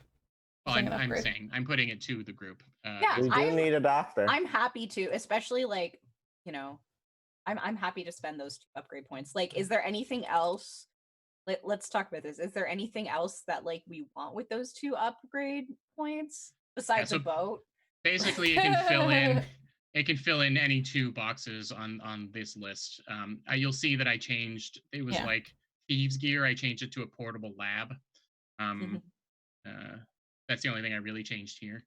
Yeah, okay. I'm extremely happy to get us a doctor. Yeah. Okay. Do we already have that new wing? Is it clicked off? Yeah. I have. I gave you a free expansion of your turf. So we have the new wing. We have the private library, and if we spend 2 fraction points, is that what you said? Mm-hmm. Oh, that's this would be different from turf, right? Like, that's right. Yeah. This is you've got someone who is committed to the cause. That's gonna come around. Yeah. Sorry, I was still looking at the. No, there's like so much stuff on this. There's page. So much stuff. I'm so sorry. Like. Yeah, if you make a cohort, then this is an ally that is permanently around. So we can make an ally. Okay. We build them a flaw and some things. They've got a bit of a personality, and so they can kind of get in trouble and things like everybody else. Okay. You also have the infirmary med student on your map here. Yeah, that's what I was looking at. That's what I misunderstood and I was asking about. Those are called holdings or something like this. They represent things in the city, or in this case, this is the university that is also in your pocket. Yeah. So what you're hiring right now is a or on our bookshelf, as it a were. lower level med student that comes to you. The infirmary would mean that you have now access to a place. They patch you up after hours, and you get the bonus die. But though to expand your map out, you would need to do scores. Yeah, basically. That's what I thought. That's what I was misunderstanding. Okay. No, you just have 2 upgrades, and you can just buy a cohort right now. We just like find somebody who's trained in first aid. Yeah, let's do that then. All right. Give us a people, please. I would like to hire 1 people. You get to make. You get to. What are we naming our people? Can we interview them? Like, can we interview different ones? Yeah, how many Find different, someone- how many med student options Like do? they really want So to get in on this action. you get to. I'm gonna let you choose an edge for them, which is some kind of cool aspect that they like, positive aspect they have, and then I'm gonna pair it with a flaw that I choose. So basically, four candidates come. 4 candidates show up. One is fearsome. We can get the eye patch for free. One is fearsome. They're terrifying in aspect and reputation. Oh my this god. This is a military doc. That I was gonna say like a big scary butcher doctor. He looks like they look like they could probably throw a little weight around on your behalf. It looks like he can heal people in reverse quite well. Independent, the cohort can be trusted to make good decisions and act on their own initiative in the absence of direct orders. Meaning perhaps that they would be good to patch up your friends. You can trust them to do that kind of thing. Loyal, the cohort can't be bribed or turned against you. And tenacious, the cohort won't be deterred from a task. So a bunch of different personalities come in that amongst the people who. I think the best edge would be to have a disloyal cohort. A disloyal? Like just choosing not loyal. I feel like it would be. Okay. I was very confused about edge. I thought it would be like, I want somebody who is like trained in specifically spectral interface. That we can just say. They get the expert gets a type, and so we can say a spectral medic or whatever. Okay. This is more their personality. Okay. I like the big strong.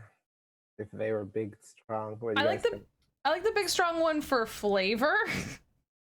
Like I really like imagining that, but I kind of like the idea. Oh, sorry. No, go ahead. No, please finish. I was just gonna say I like the second one. I can't remember what it was for the independent. Yeah, I don't know. Yeah, like they can be trusted to make good decisions. I mean, yeah. I like independent too. Yeah. See, I like. Yes. But I also really enjoy the idea of these, like the three of us just surrounding ourselves with like big people, impressive people. But I also like don't want to take away from Tana's badass by having somebody else badass. So I think maybe an independent person. Yeah. Like I'm very amused by like a big scary doctor, but I think that's why I played in the the last campaign with Jordan. You can give them also you can give them 2 edges, but then they get 2 flaws. Oh, okay. No, the that's flaws okay. are principled. The flaws first. The principled cohort has an ethic or values that it won't betray. The savage cohort is excessively violent and cruel, which doesn't sound right here. Unreliable, the cohort isn't always available due to other obligations, stupefaction from their vices, etc. Oh, that might actually make sense, though. The cohort is drunken, debauched, and loudmouthed. That's kind of funny. That's pretty funny. I mean, okay, so here's the question. We want them to be both independent and fearsome? What's the other ones? There's like fearsome, independent, and loyal. Loyal and tenacious. Tenacious. Maybe independent and tenacious makes them sound like Lois Lane. Lois Lane, the doctor. I feel like we're trying to pick like a boyfriend. we are.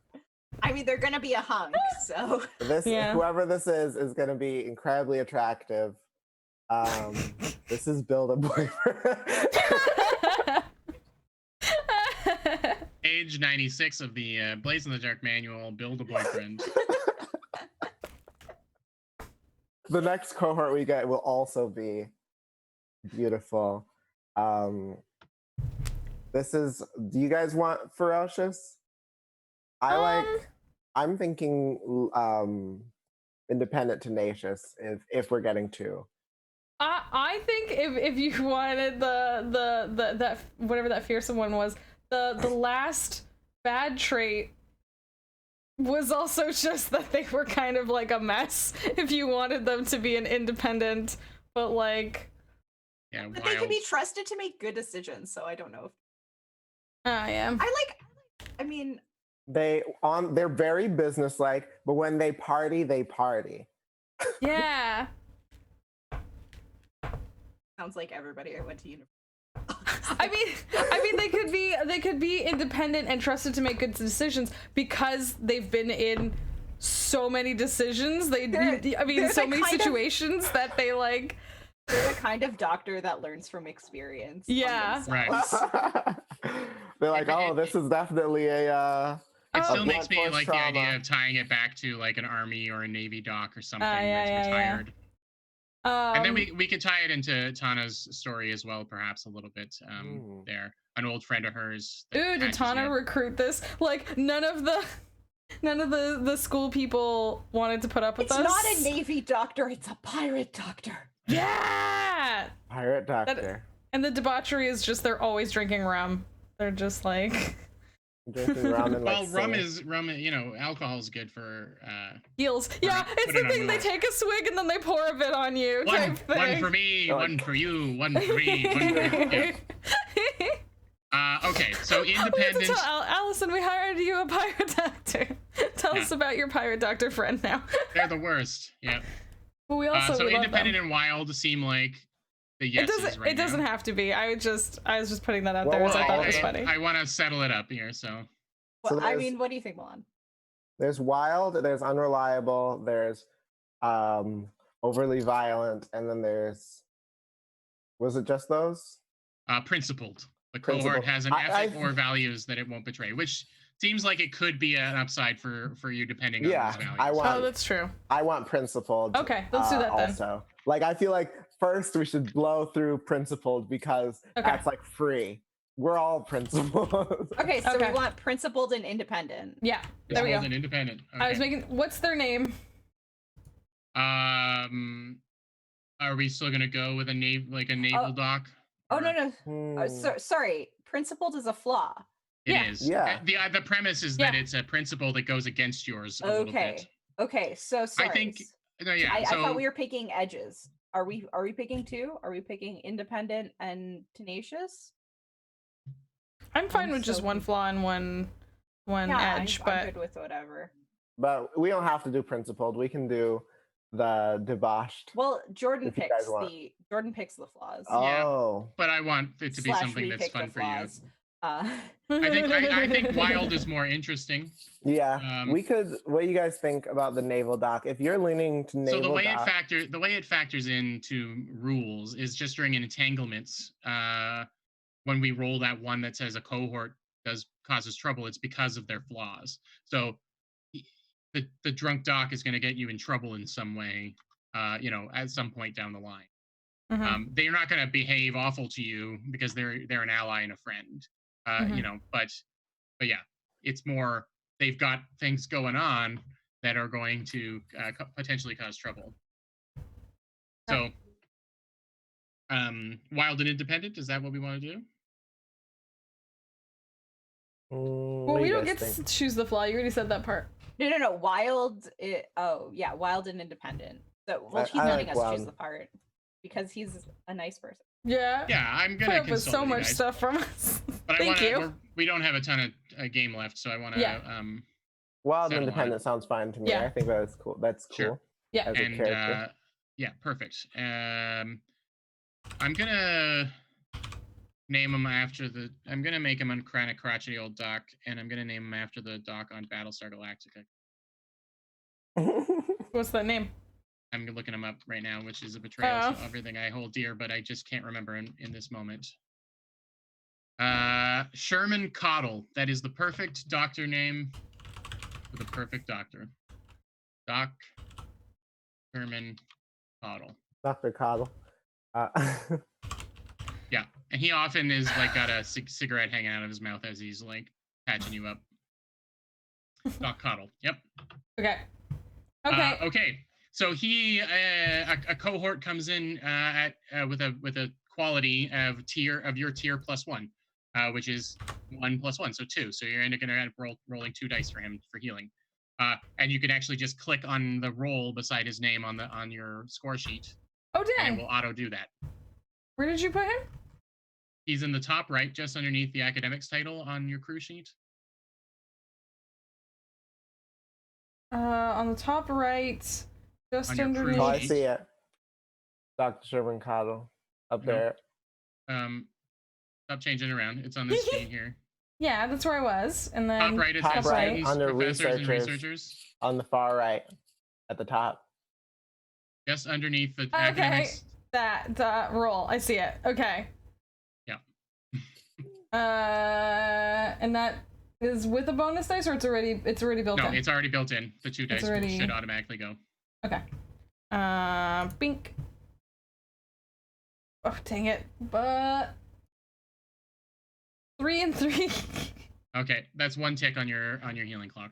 That's after all that. After all of that. You can spend a coin to make turn into 2, which gets rid of everything. Oh, I'll spend. After all that. After all that. Save on that coin. You can still spend it to put in 2 pips and heal yourself. I will spend my only coin, but I'm all better. Finally. Doc Cottle served on a Leviathan hunter vessel known as the Bloodhorn, and he acts surprisingly calm around your strange injuries. And he's yeah, I have to take off my gloves and stuff, and I'm all like embarrassed. He doesn't even say a word, and because you've got injuries from ghost encounters. Yeah, we haven't discussed. He just patches it up like it was like this was just day to day for him on the Leviathan hunt, which confirms some of your beliefs about how dangerous their life is. He's like, I'm like eyeing him the whole time, like. Come back when you got something that's going to be a real challenge. I'm kidding.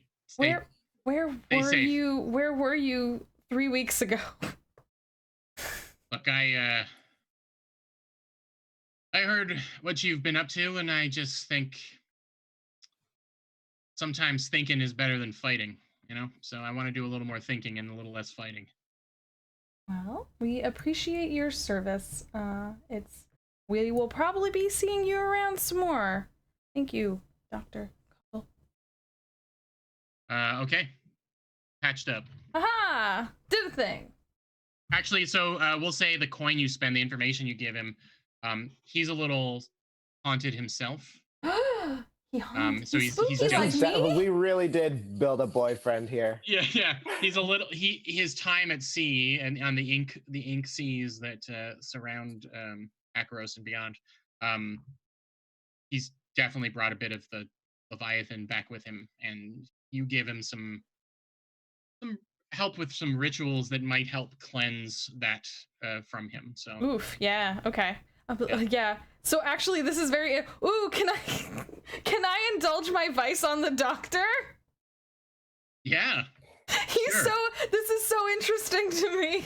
It's so funny because I was so nervous around him. And make him sit down on I'm like ooh, like whereas he acted like nothing, like this wasn't like anything at all. Like as soon as he tells me his story and shows me like his stuff, I'm like, oh yeah, okay. Yes, let's. Okay, give me the vice indulgence roll and we'll see how the scene goes. Okay. Oh god, I hope I don't mess up the doctor. Please don't let me mess up the doctor. No, you can only mess up yourself with this vice roll. Oh, that's right. Okay, here we go.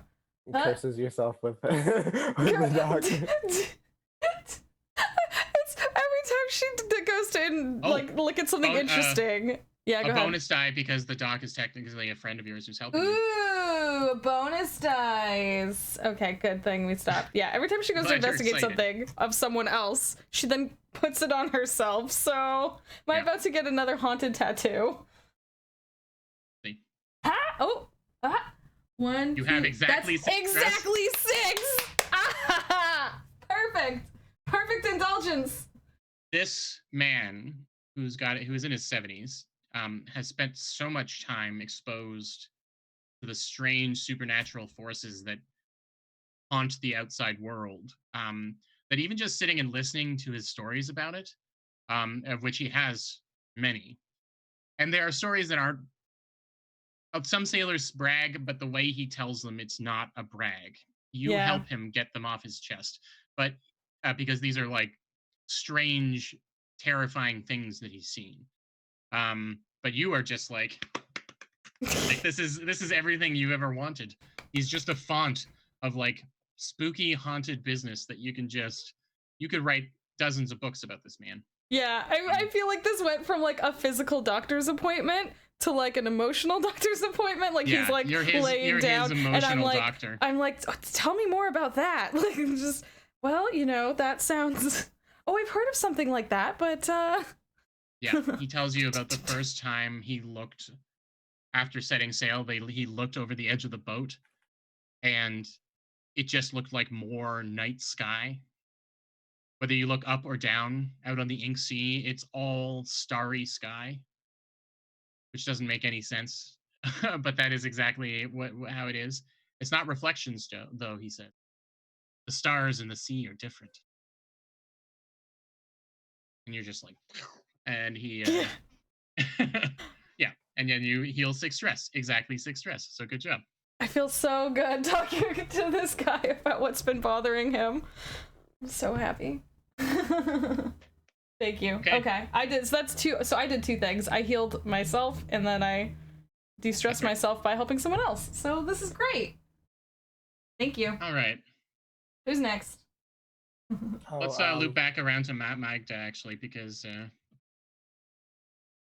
Magda or Milan, I guess. Go ahead. No, Milan wanted to increase but we can do that. We don't have to do that right now. No, what did you want to do? I have nothing, so you go. I'll think while you go. Okay. You wanted to increase, get Salia to respect him. Oh, okay. Yeah, that's fun. So this is a clock that you want to establish for yourself? Yes. Okay. It's gonna be. I'm gonna make it an 8. It's gonna be a slog, because based on the role playing previously, she's doesn't think much of you. Exactly, and I gotta. We'll attach. You also have 3 project clocks floating around you. Do I? Yeah, no, that's fine. Oh, well, now I think I just had 1, and then I had 2. I gave you research Davril's runes, but are you not interested in doing that anymore? I don't see it. I have that on my sheet. Oh, sorry. That's I'm looking at Sahar. Okay. That's me. I just have Salia's tolerance for my bullshit. And yeah, sorry, I was looking at the wrong sheet. That's my issue. Okay, this one is getting Salia's respect back. That's the kind of tension here? Yeah. Well, no, he never really had it. When they were kids, she was like way tougher than him. She didn't respect him. She just kind of liked him a little, like they were friends. And it's a little less than that now. She's like, we were friends. All right, I've added it up to your sheet here. I've given the red glow. Right now it's got nothing on it. So what's your first move here on making this happen? I want to seriously see what she's got, like what she can do. Like I want her to take me seriously about something. So I want to seriously approach her about my Bill Hooks problem. Okay. All right. Do you meet at your family fish and chips, or do you find a neutral territory of some kind? Okay. Not the family fish. I want my mom over here in this. Yeah, right. So we haven't determined what family she's with. Let me look at the faction sheet. Can you ping us over to the faction sheet? You go over there. Oh, I was just looking at our internal faction sheet, but I will look at the list of factions. I found it. It's good. Okay. Well, I'm gonna say she's with. I'm gonna say she runs with the Crows. Old gang, and they just got they've got a new leader, that put her in the past few years, put her in charge, moved her up quickly, so she's really tight with the new leader, who took over. Very useful. Do I know that? Yeah, Sure. She's someone who's related, like important to you, in one way or another. So yeah, you know that. We're like frenemies at this stage. Yeah. We're So frenemy. We're friends to frenemies to lovers and enemies. Maybe. We'll see. I just want her respect. I don't necessarily want her to like me, but I want her respect. Okay. So she suggests a haunt in Crowsfoot, which is where the crows run their territory. Yeah, I'll go. Does anyone want to come with Milan? Or am I going? I mean, I can come with you, but like if you... Yeah, are you looking for people to like be muscle? Because no. They're just to come along. I mean, it's up to you if you want this to be like a private conversation or yeah. I guess it. If you invite, I think either of us would say yes if you invited us, but it's like, what do you imagine playing out? Well, I would just be inviting you because you're his friends. But I would say that she would be less private. Yeah. Yeah, she would be less likely to talk if there was other people there. It'll just be him. You're like, hey, okay. do y'all want to come with me? And we're like, is this really an everyone situation though, Milan? So you're presenting. So you're trying to genuinely ask for help about the bill hooks, right? Yes. And are you bringing something in exchange to the table? I guess we can find out because you could maybe give information, spend coin. Yes, I will. I'm willing to do that. I'm willing. So give me your action roll first, and we'll see what the situation plan. I suppose that would be consort, wouldn't it?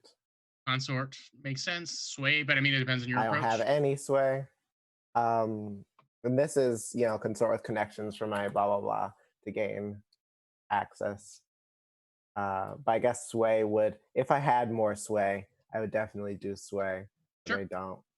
Consort makes sense. It makes sense here. All right. It also could represent you gathering information about what she's up to, so you can actually have a conversation. Yeah. Perfect. Give me that consort roll. Risky? It doesn't matter. Just okay. Whatever. It's the final number that matters in these. 5 and 3. Nice. Okay. So that equates to 2 pips on the clock, which is bad. So you meet in this crowded bar. It's like they've done away with chairs because they just have standing tables for people to lean at because they just want to cram as many people into the pub as possible. So you're standing across from her. And she's talking, but you can barely hear what she's saying because there's just so much noise and bottles being broken and fights breaking out. She says, "What do you want, Milan?" I want information on the bill hooks. Look, I've already promised your mother that I'm not going to help out with that. He puts his hand on the table. And he looks at her. He's like, well, she doesn't have to know, does she? You're the one who keeps secrets. She leans in and says, Milan Karada, are you standing up to your mother? Not to her face, exactly. Are you going against her wishes? Maybe I am. Okay, I like that. He's surprised. Your mom is tough, and I have a lot of respect for her. But people don't tell her what she does. People don't stand up to her enough. So it's nice to see little Milan Karada not getting bossed around by his mom as much. Thanks. Look, I know that. If you can give me a hand, if you can give the I say their faction was? Crows. The Crows. We've had a little bit of bad news. A little bit of transition times are tough, are difficult, especially in the criminal world. Vacuums of power. Exactly. and we've had a death, an untimely death, and it made it in. It's going to be making it into next week's papers, and I hear the ink rakes are really just in love with the stuff that you're doing. So if you can pull a few strings with them, maybe I can get you some information about the bill hooks. So this is not nothing you need to agree to right now necessarily. It's just her offering some an opportunity, and I put in 2 ticks on the clock because that's based on your roll. If you'd like to get more ticks, you can provide money or info to her to improve it. So 1 coin would make it 3 ticks, and 2 more coins / information would make it 5. I will add 2 coins. Okay. This matters to Milan. That turns it into a crit, basically. Just because I have just like one small, I have no more harm. I have no more stress. I only have one level 1 harm, and so I'm like. So we're gonna say that you came prepared. You knew that the crows had that. Yeah, and you had already arranged this. You had already arranged it, and you have an early run of the print of the newspaper, and you push it across the table to her, and it says it's an article about the crow hooks work in crow hooks. Everything is hook or murder. The crows humanitarian work in improving the situation in Crowsfoot, and how they actually rebuilt a small church to the Weeping Lady there. They helped rebuild one. And it's true, they did do this, but it is now the focus and not the corpse. Instead of the corpse. Instead of the corpse in the Dusk River, it's their, albeit small, humanitarian. The obituary is over there, but it's like vague. It's like, and so and so died. That guy sounds like a real dick, and no one really cares about him being dead.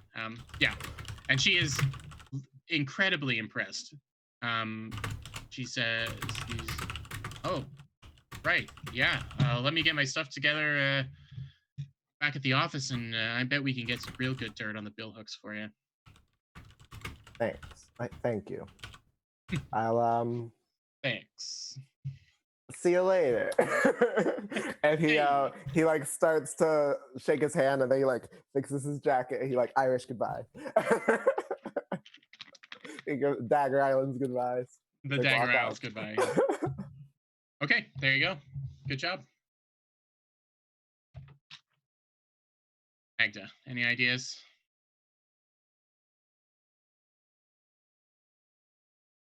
We might just do 2 downtimes each, all considered, because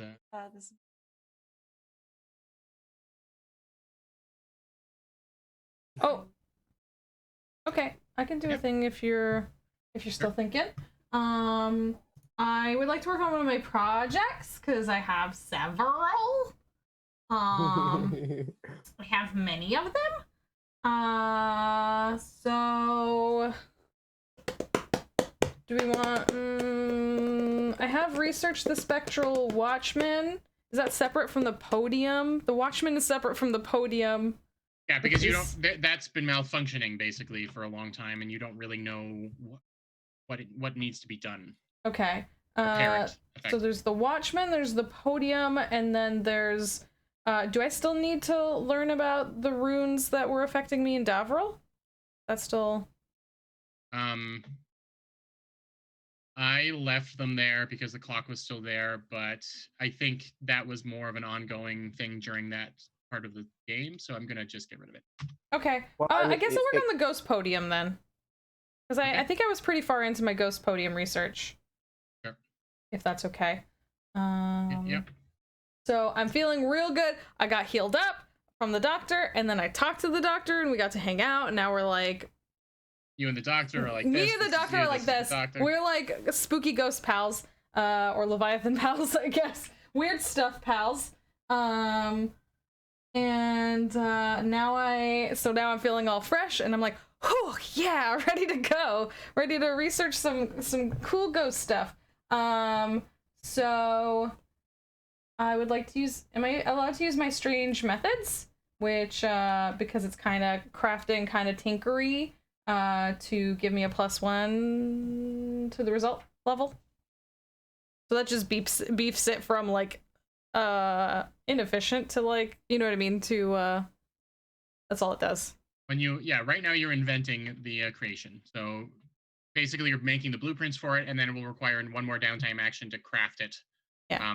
Which is a different set of rules. So yeah, absolutely, it applies here. Okay. You would get effectively if it would be only 1 pip, it would add an extra. Okay. Bump you up to the next pip level. So can I roll Tinker? Yeah. Like poke around? You get to choose. So. Okay. Position. Control. That's fine. You whatever the defaults are. So controlled. Well, the default is risky. I assume I'm in a controlled situation though. They don't matter during downtime actions. That's okay. Well, it still comes up though. Yep. Just put in risky standard. That's the default. Okay. For me, a risky standard. And I don't get any bonus dice. Does anyone want to help me with the ghost podium? Yeah, I'll help. I got two. I'm doing Lauren research can on something. Yeah. How does Magda contributes some of her ghost research. Okay. To the cause. Cool. That's sorry, an extra guy there. Sorry, how does Milan help? You were saying. I mean, if 2 people can help. You can only benefit from one die. Okay. Yeah. But I mean, you can still give us your reason or how you help. I imagine there's hand holding. When things get spooky, we hold hands to feel good. We're friends, okay? No, he can just be there, I guess. Okay. He wants to help. I think it's funny because like you've had Milan say like I don't have that many friends aside from you guys, and like Sahara's there like, but I feel like you have more friends. I feel like you're a real cool kid.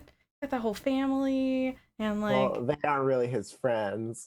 Like he doesn't trust these people. Like he's got his family, but he doesn't trust those people. Okay.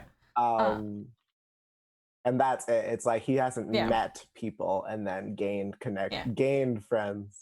Okay. So there's just one bonus dice though, right? Okay, got it. It is a 6. Very nice. A 4, a 6, and a 3. I'll take that 6, please. Heck so that alone fills up the track, but but because of your improved results, you actually crit and get 5 on your track. So it fills it right up. I make a glorious ghost podium. So effectively what you have is a containment, a way to contain the ghost enough that it won't like free roam from the podium, but that it will allow it to project itself out of it so that it can stand. Effectively, you've built it a setup so that it can haunt. It can haunt this podium to the point where it can present itself, but comfortably. And well, no, that part isn't done yet because Magda's research isn't done. You built the basic setup for it, but you don't fully understand what needs to be done for that. Okay. But you've also included in it a way in your schematics, a way for them to project their voice, like a way for their voice. You don't even know if it's their voice or their thoughts or whatever, but you've got an audio component in there too. This is more the mechanics of it. So yeah, it's built. It doesn't necessarily look real fancy. Well, like the design is very simple. You'll be able to polish it up in the final thing because the actual crafting of it will be a separate downtime action. Okay. But I think for now it will depend on you do a long-term clock in order to design it, and then you do a single downtime crafting action to build one. That's the mechanics there. But you've got it ready, and that's ready to go. I think for it to be completely done, Magda will have to finish her research at some point. Okay. Magda, you would like to do something with your heritage, which so I was been thinking about this. So I want to ideally work on my ghost paint management thing, but I want it somehow to relate to my heritage. Because she's like an orphan of mixed heritage kind of thing. So like either like dealing with like. Have you read a little bit about Scotland? A little bit about Scotland, yeah. So either that or like her noble things who like aren't there. But yeah. So is the idea that one of your parents was a Scotlander and married into nobility? Her mom was a Scotland refugee. The refugee people. Basically, Scotland, I think, got really devastated when the Emperor unified all of the lands after bad things happened, and so a lot of them. Yeah, the last holdout of Imperial, right? So yeah, her mom was a Scotlander refugee. Dad, who she doesn't, I don't think knows. Like he wasn't in the picture. That's why she grew up in the lady. Was a noble. So I don't know. I just want to like pull on that thread a little bit somehow. On the nobility angle. Either the nobility or the Scotland thing. Like we haven't really focused on the Scotland stuff, so that might be kind of interesting. Yeah, let me this sheet is very thematic, but it covers up the Scotland stuff. They don't tell you a lot about the different areas, so we'll be able to invent quite a bit, but it just says rugged land of cold mountains, rough tundra, last holdout against imperial control. Scotland was the last holdout. Yeah. And now they've been subjugated, and Scotland is basically no more.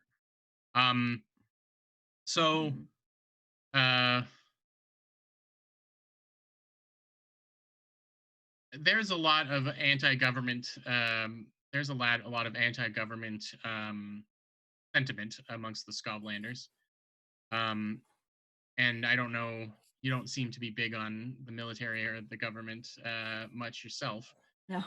So there could just be a opportunity somewhere in there where you pull on some of your old. Like I think maybe part of it is like I think she looks like in her face she looks very obviously Goblin as opposed to being from Dustwall. I mean your last name is Iskova, like yeah. And I think that was just kind of like they didn't have a name for her. Because she's from Scotland. Yeah, I will draw attention to the faction sheet. There is a Scotlander that is so powerful that he is his own faction. I love that. Ulf Ironborn. He has like his crew and things, but he is just a faction unto himself. He's just a guy. Yeah. So I'm just saying there is some other Scotland stuff to deal with down there. And I think like because she grew up in this like system, in the Weeping Lady, like maybe she is. There's probably a disproportionate number of Scotlanders that come to that church compared to everybody else, right? Because their situation is the exact situation that church is there for. So yeah, so she's like looking to kind of connect with that part of her heritage and this like very diasporic. So could it be that you are maybe consorting with them because the unfortunate situation is the types of ghosts that the most common types of ghosts are the ones that die from criminal activities, and maybe you use the information, you kind of consult with the Scotlanders that are in that life and potentially destined for it, I got to understand. Yeah, okay, go ahead. I got an idea. Yeah, because I want this to do with her research. Maybe there's like a students association of like students or Scoven,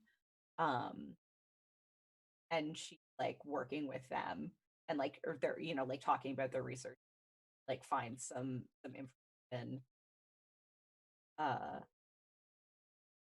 about or like a thing about a ghost there. Okay. Yeah, it could result to some information about a ghost. What kind of neighborhood again? Do you think that ghost? They might get some ghost information. Maybe it's one of the university ghosts. I haven't really dealt with the.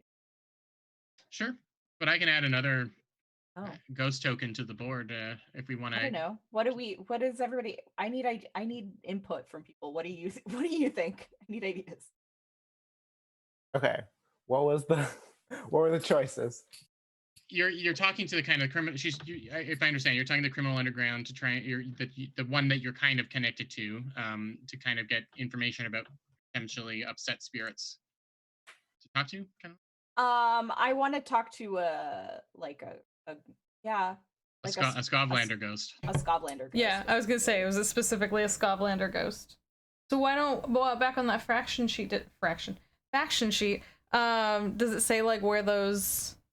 The Scovlander refugees are. Yeah, there's that one guy, and then there's the Scovlander refugee, and there's also the consulate. But yeah, I'm gonna say that where they would probably find, and this is a couple places we haven't really looked at, where you would probably find the ghosts of that persuasion would be Char Hollow or Dunslow. Dunslow is unfortunately a prison camp, a labor camp, and then Char Hollow is really squat tenement houses and squalid places. So maybe you would find out that's where likely a Scovlander ghost would be. Yeah. And that gives us another reason to kind of explore more of the city potentially. Yeah, let's do that. So I don't care where.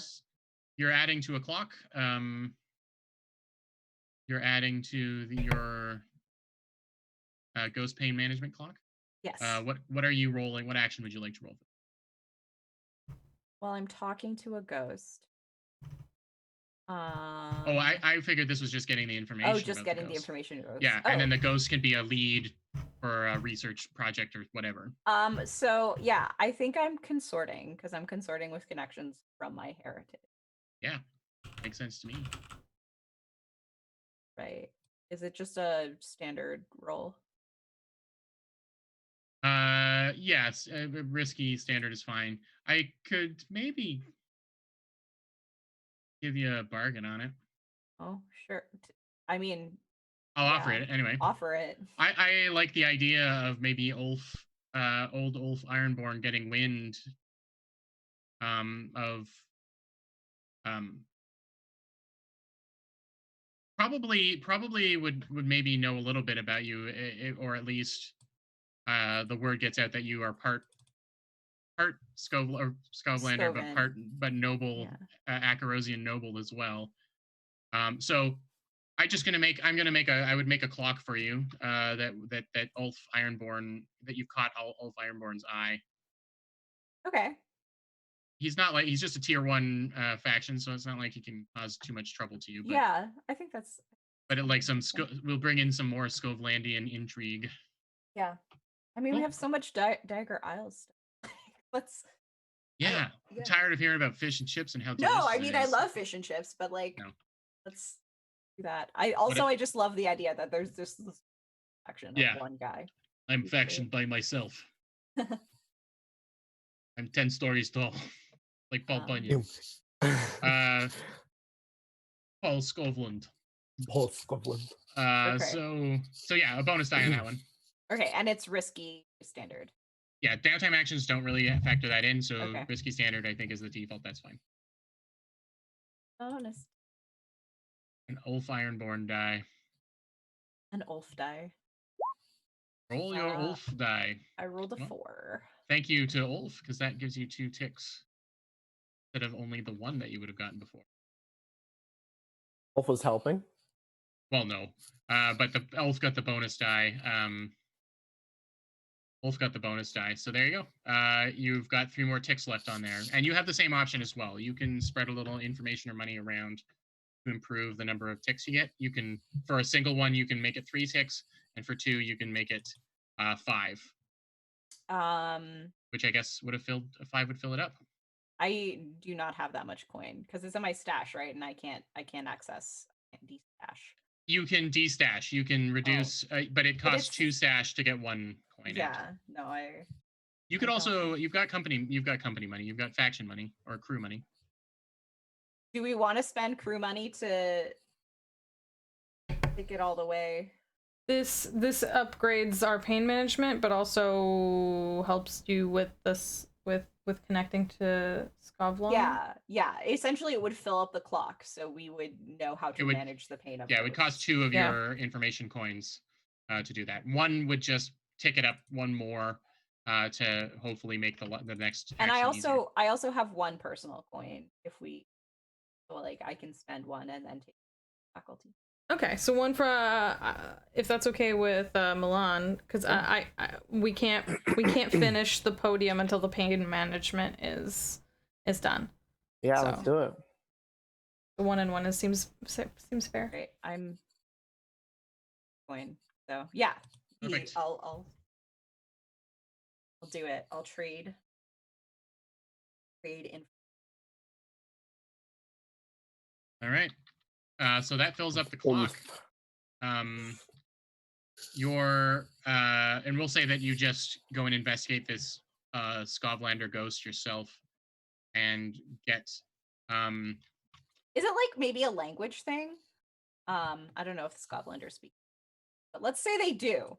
I mean, they probably speak a different language. I would say that they do. Yeah, like the Soshi Goblin doesn't make sense for everybody else to be like it. Sure. Yeah, we'd just be standing there like, I don't speak Scotland, you speak Scotland. And something about this, maybe what you get is the Skavlanders tell you this legend or something of this ghost, this Skavlander who died in the war but is willing to talk, which is like, which is an unusual thing. And you speak Skovish, I guess, and we could just say Skavlan, you know. You speak Skavlan, yeah, and are able to get information the about it. Skovish language. And it's like Italian. It's common Skavlan. Yeah. But and then I like the idea because we said that like ghost speech is very musical. That there's just this like, you know, maybe Ulf starts to hear stories about this like girl, like this. It's almost like are you trying to seduce like, Ulf in this act? No. Just this like kind of like ghost story almost about this like, you know, this the woman who sings to ghosts, like a beautiful girl singing in Skoven in Char Hollow, kind of like. And can kind of bend. It gets exaggerated into that you can bend ghosts to your whim with your voice or something, and that brings Ulf around. Okay. So I was going to put 1 tick on, but since you put so much energy into it, I'm going to roll to see how many ticks fill up. Oh, God. Okay. It's going to be no more than it's going to be no more than 5, I guess. No more than 3 if I get a 6. So it's not going to be that big a deal. But no more than 3 on which one? I'm rolling 1. Oh, it's a 5. Okay, so it'll be 2 ticks instead of just 1. So I rolled Ulf's tier, his level 1 tier, in order to see how interested.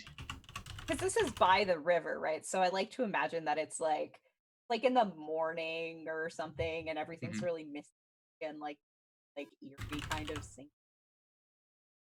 You know? Yeah. In Skoven. And it's a song that he recognizes or something. And okay. So you've got a new clock. Ulf Ironborn comes to call. It's got 2 ticks out of 6.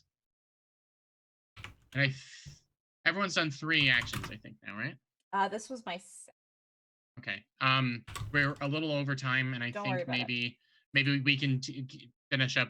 I'll say we'll do 3 for each person, and we can finish up your last one and Tana's 3 at the start of the next. It'll give you some time to talk about what you want to do as well.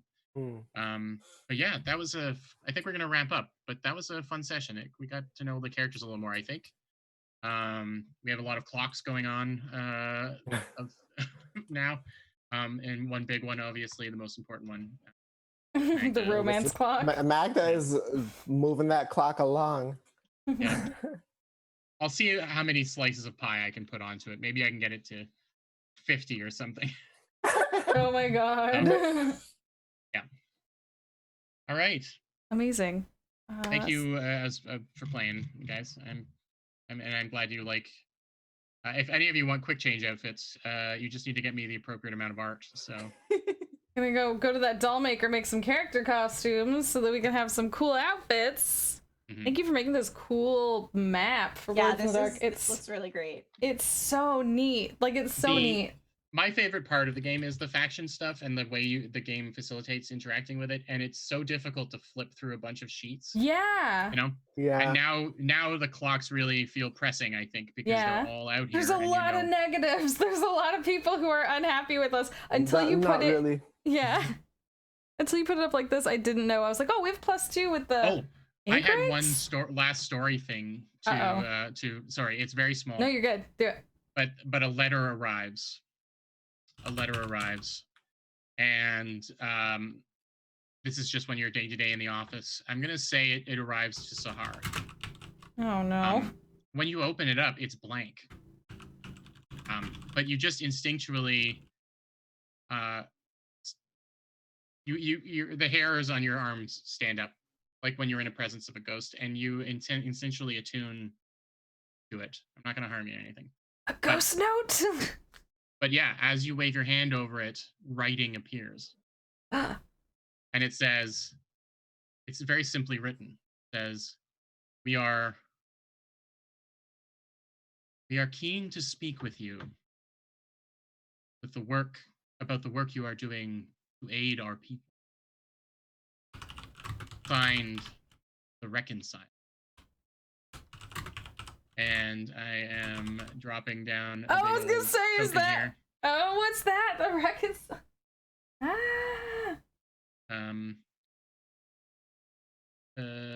There you go. So you don't know who they are or what their tier is or what's going on, but you have +1 with them. So they have gotten wind about whatever you're doing and want to talk more. There you go. They're reconciled.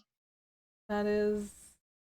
They may be the faction that's scratched out on that list. I was gonna say, are they the person? That's what I was gonna say. Are they the person that's scratched out on the faction list? I keep saying fraction. Now I have to look it up because I want to know. I will pretend to be. This could definitely be a good option for a score researchies look into it or something to get information about them. That's what I'm setting up the story for the last half here. So the reconciled. That's awesome. All right, now we can finish. And you got a ghost letter, which I thought would excite you.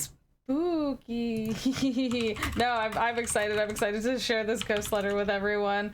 It was written in ghostly lemon juice. Yeah, that's the thing. You have to like uncover the secret. You have to hold it over a ghost lamp. Yeah, holding it up to the light, trying to like see the invisible letters. A ghost lamp, which is all lamps in Duskfall. Because everything is ghosts. In Blades in the Dark, for anyone that doesn't know, everything is ghosts. So, but let's go around and say, let's speak to everyone. Tell us who you are, where people can find you. We'll go reverse order. So Jordan, you go first. My name's Jordan. You can find me at Made of Cartoons on Twitter, and the big thing I do on the internet is this game, and then every other Friday I am often involved with Indie Showcase here, but this Friday coming up, they're going to be playing some Fiasco without me, which is unprecedented. Unprecedented. It's never happened before. We've never run a game of Fiasco on this channel without Jordan. If I can get my act together, it's going to be the new version that they kickstarted, which is really card-driven, and I'm going to mod that for Roll20. Otherwise, on the Saturday, a week from today, I'll be GMing a group of amazing burlesque artists in a D&D game that Jess is sponsoring, basically, and producing. They're Nerd Girl Burlesque out of Toronto. They had a show that was going to be happening like last weekend, and it was a D&D themed show. And it got canceled for obvious reasons, and a lot of my performer friends are suffering right now. Is Vicky playing? Vicky Panos? Sorry, Vicky Panos? Is that her stage name? I only know their stage names. Oh, never mind that. Okay. Their names are listed somewhere that are going to be in the show, and we can get that for you. But a lot of my performer friends are suffering because they can't put on shows, and so if you got a little bit of money to spare, it should be a really fun game. It was really fun making their characters with them last night. So come by, toss a little cash their way, or even just enjoy the show. That's will be really great. So that's Saturday afternoon, next Saturday afternoon from 1 till 5. Mm-hmm. D&D Burlesque. PG-13. Yeah, within Twitch TOS. Let's be honest here. It was discussed at length last night, I promise. Next is Basil. Hi, I'm Basil at Lammergeared on Twitter. I draw hunks. That's it's my brand now. Yeah. You're gonna have to do a drawing of Doc Coddle, but he's got to be an old hunk. I did actually. Very good. That'll it's go in the up Discord. on Twitter. Oh, is it? Okay. In the once I put oh my god, so hunky. Colors on. Oh my god, what a I was hunk. on top of it. He looks like an old sailor. Like he really looks like so upsettingly my kind of hunk. Oh dear. Amazing. He's too. When he grins, can he be missing some teeth or something? He's just too put together. No, he's got dentures. There's no such thing as a toothless hunk. He takes the teeth out when he takes the dentures out when he's going to bed. That or they're like gold teeth, so it like glints a little.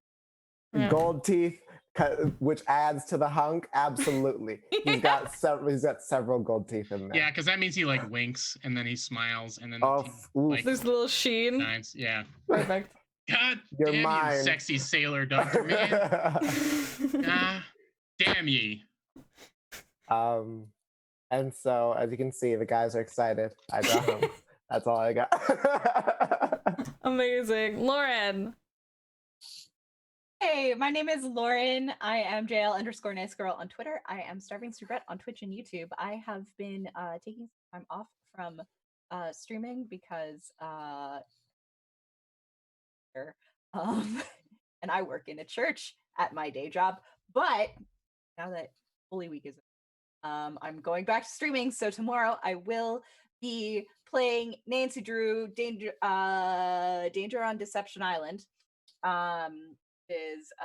Takes place in the Pacific Northwest. It's whale watching.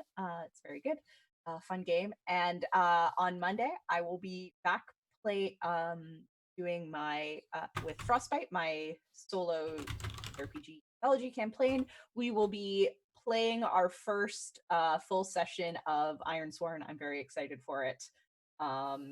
Definitely check that out. Yay! Heck yeah. All of Lauren's stuff is really good, so go hang out with her. I love the Nancy Drew series. I'd never seen it until you started streaming it, and I love it so much. It's so good. My name is Jess. This is my channel. Thank you so much for being here. Thank you for hanging out. I've posted all these cool people. Their information is in the chat if you're here with us right now. If you want to check out them and all they do, and if you watch later on the YouTubes, it will be down below. I